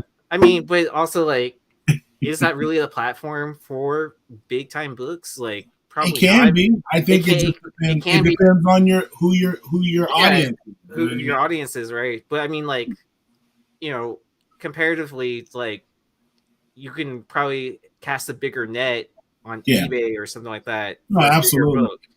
And I totally agree with McClay. Like, there's certain books that I wouldn't put them on Whatnot. You know what I mean? I'd only put those books if they're slabbed or raw, very rare books. Those are going on eBay. You know what I mean? You could put the buy it now. You know, I mean, yeah, like you can do that on a big boy book. I mean, like, I'm only putting lots. I'm putting certain variants. I'm not really going too crazy, but I'm gonna make a return to the Whatnot here soon. Yeah, I just don't know the date yet. I got too much other stuff going on, but apparently, I think my business is like legal now or something. Nice. I got a message that said something about that. I don't know. I got a meeting with the lawyer on Friday. Does that mean that you can now accept super chats? Coming soon. But I mean, recently I've had easier time selling cards compared to comics. But that's because you've built up a new following. It's funny to see like the people that come into either or. And it's like, oh, I'll be selling comics then, or oh, I'm selling cards. Like, and you see 5 or 10 people drop off. You know what I mean? It's really funny. It's funny to see that. Yeah, but sometimes I do have a crossover. So don't get me wrong. That's why you got to scream in the microphone, rap, and have good music in the background or something. Do a dance, stand up with no pants on. I gotta get that crop top on, you know, and then like, and then I gotta make sure to take back cards that like it's like, oh, you won this card. No, that was an accident. You bought the other pack. You ever seen this one, Ultra? Do you know Dreamwave was run by Pat Lee, and he owes Don Figueroa somewhere around $17,000? How do you know this shit, dude? That's pretty impressive, dude. Transformers knowledge, and I'm an idiot savant. Okay, I'm a jack of all trades, but a master of none, which is still much better than a master of one. So, hey fellas, I gotta jump off. No, you're staying with us, Remo.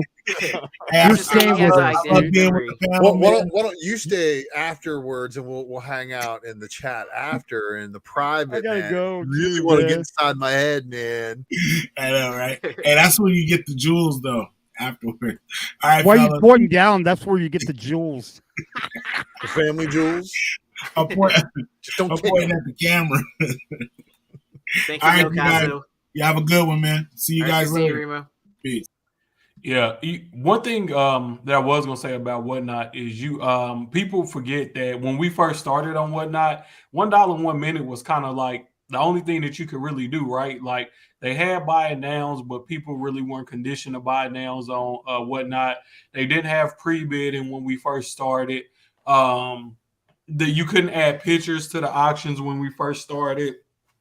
They've added so many more features that it's different ways to sell on Whatnot now. So you don't have to get typecasted into doing $1 1 minute. Plus now, like I think it's pretty standard for people to start auctions a little higher than $1 1 minute. But above anything else, you should always know your threshold for a book, right? Like all right, man, I spent $10 on this book, so I need to get at least $10 for it. But if it's a book that can go for in between 10 to $20, why not take a risk, start the auction at $10, see if you can get somebody to bid at 10, and maybe you end off at 15, worst case scenario, maybe you take a small loss on the book. But if you sell enough books, you grind through enough books, you should always end up making a profit somewhere. It's just about being patient and not doing foolish stuff that you wouldn't do otherwise, And I think that's, Whatnot gets a bad reputation for book selling cheap, but they also get a bad reputation for book selling high. It's like, oh, you're only an idiot will pay that much for the book for that book when a book sells for more than people think it's worth. So, man, it's kind of like a damned if you do, damned if you don't type of thing with that. We're running into a lot of those Kobayashi Maru scenarios around here.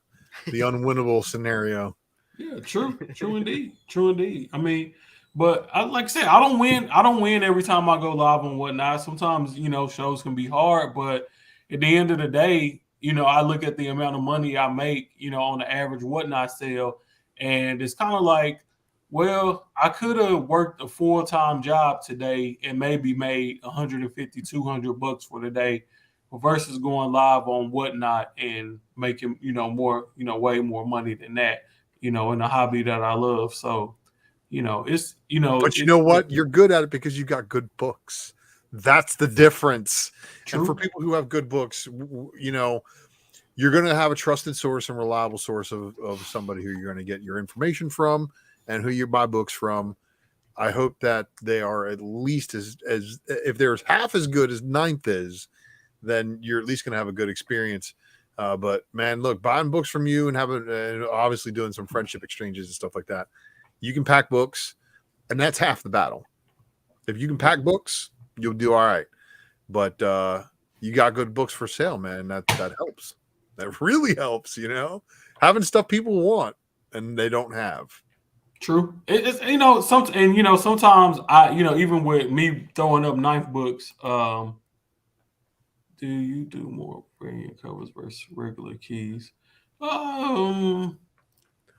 That's a loaded question, right? Depends on what he's finding out in the wild when he goes digging for his Whatnot sales, Yeah, like that honestly, I just run what I find out in the wild, or what I know to be rare or different is what I try to do, So like if you come to my sale and you looking for the typical stuff that every seller is gonna have, it's probably not for you. But if you want some, I threw this up on Whatnot the other night, lowest you can probably get this for on eBay is like 118 shipped. I threw it up for 75 and nobody bid on it, So I just put it in my buy it now section, and eventually somebody will come through and be like, you know what?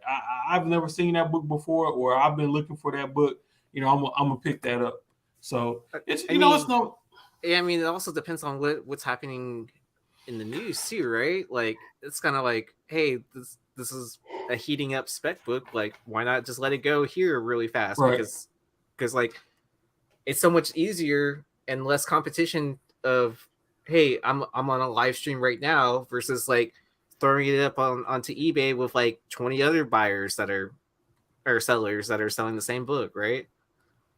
Yeah, and the thing about it is I bought like graded books for steals when the market was like at its hottest. Like I got a Kanan, the last Padawan, number 1 in 25 for like $130 in a 9.6. Wow. So is people act like you like, like, oh, like eBay. I guarantee you way more books sell for cheap on eBay than it does on whatnot, just because eBay does so much volume. But really, who's gonna sit there and look through every single auction? And then too, you gotta think about the algorithm of the search engine. Like, depending on what you type in and how you type it in, like, and what parameters you have set, you're not gonna see every book that sells on eBay.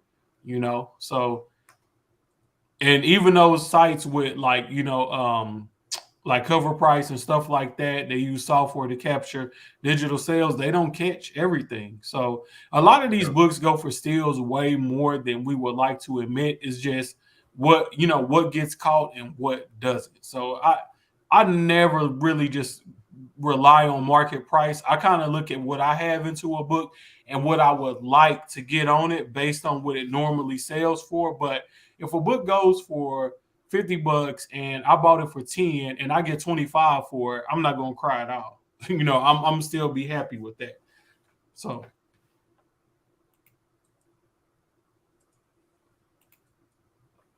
Joe, you on mute? Joe, you on mute? I'm sorry. I said I love you guys. Appreciate all of y'all. Ninth Ultra Yeet. Yeah, we all about to sign out.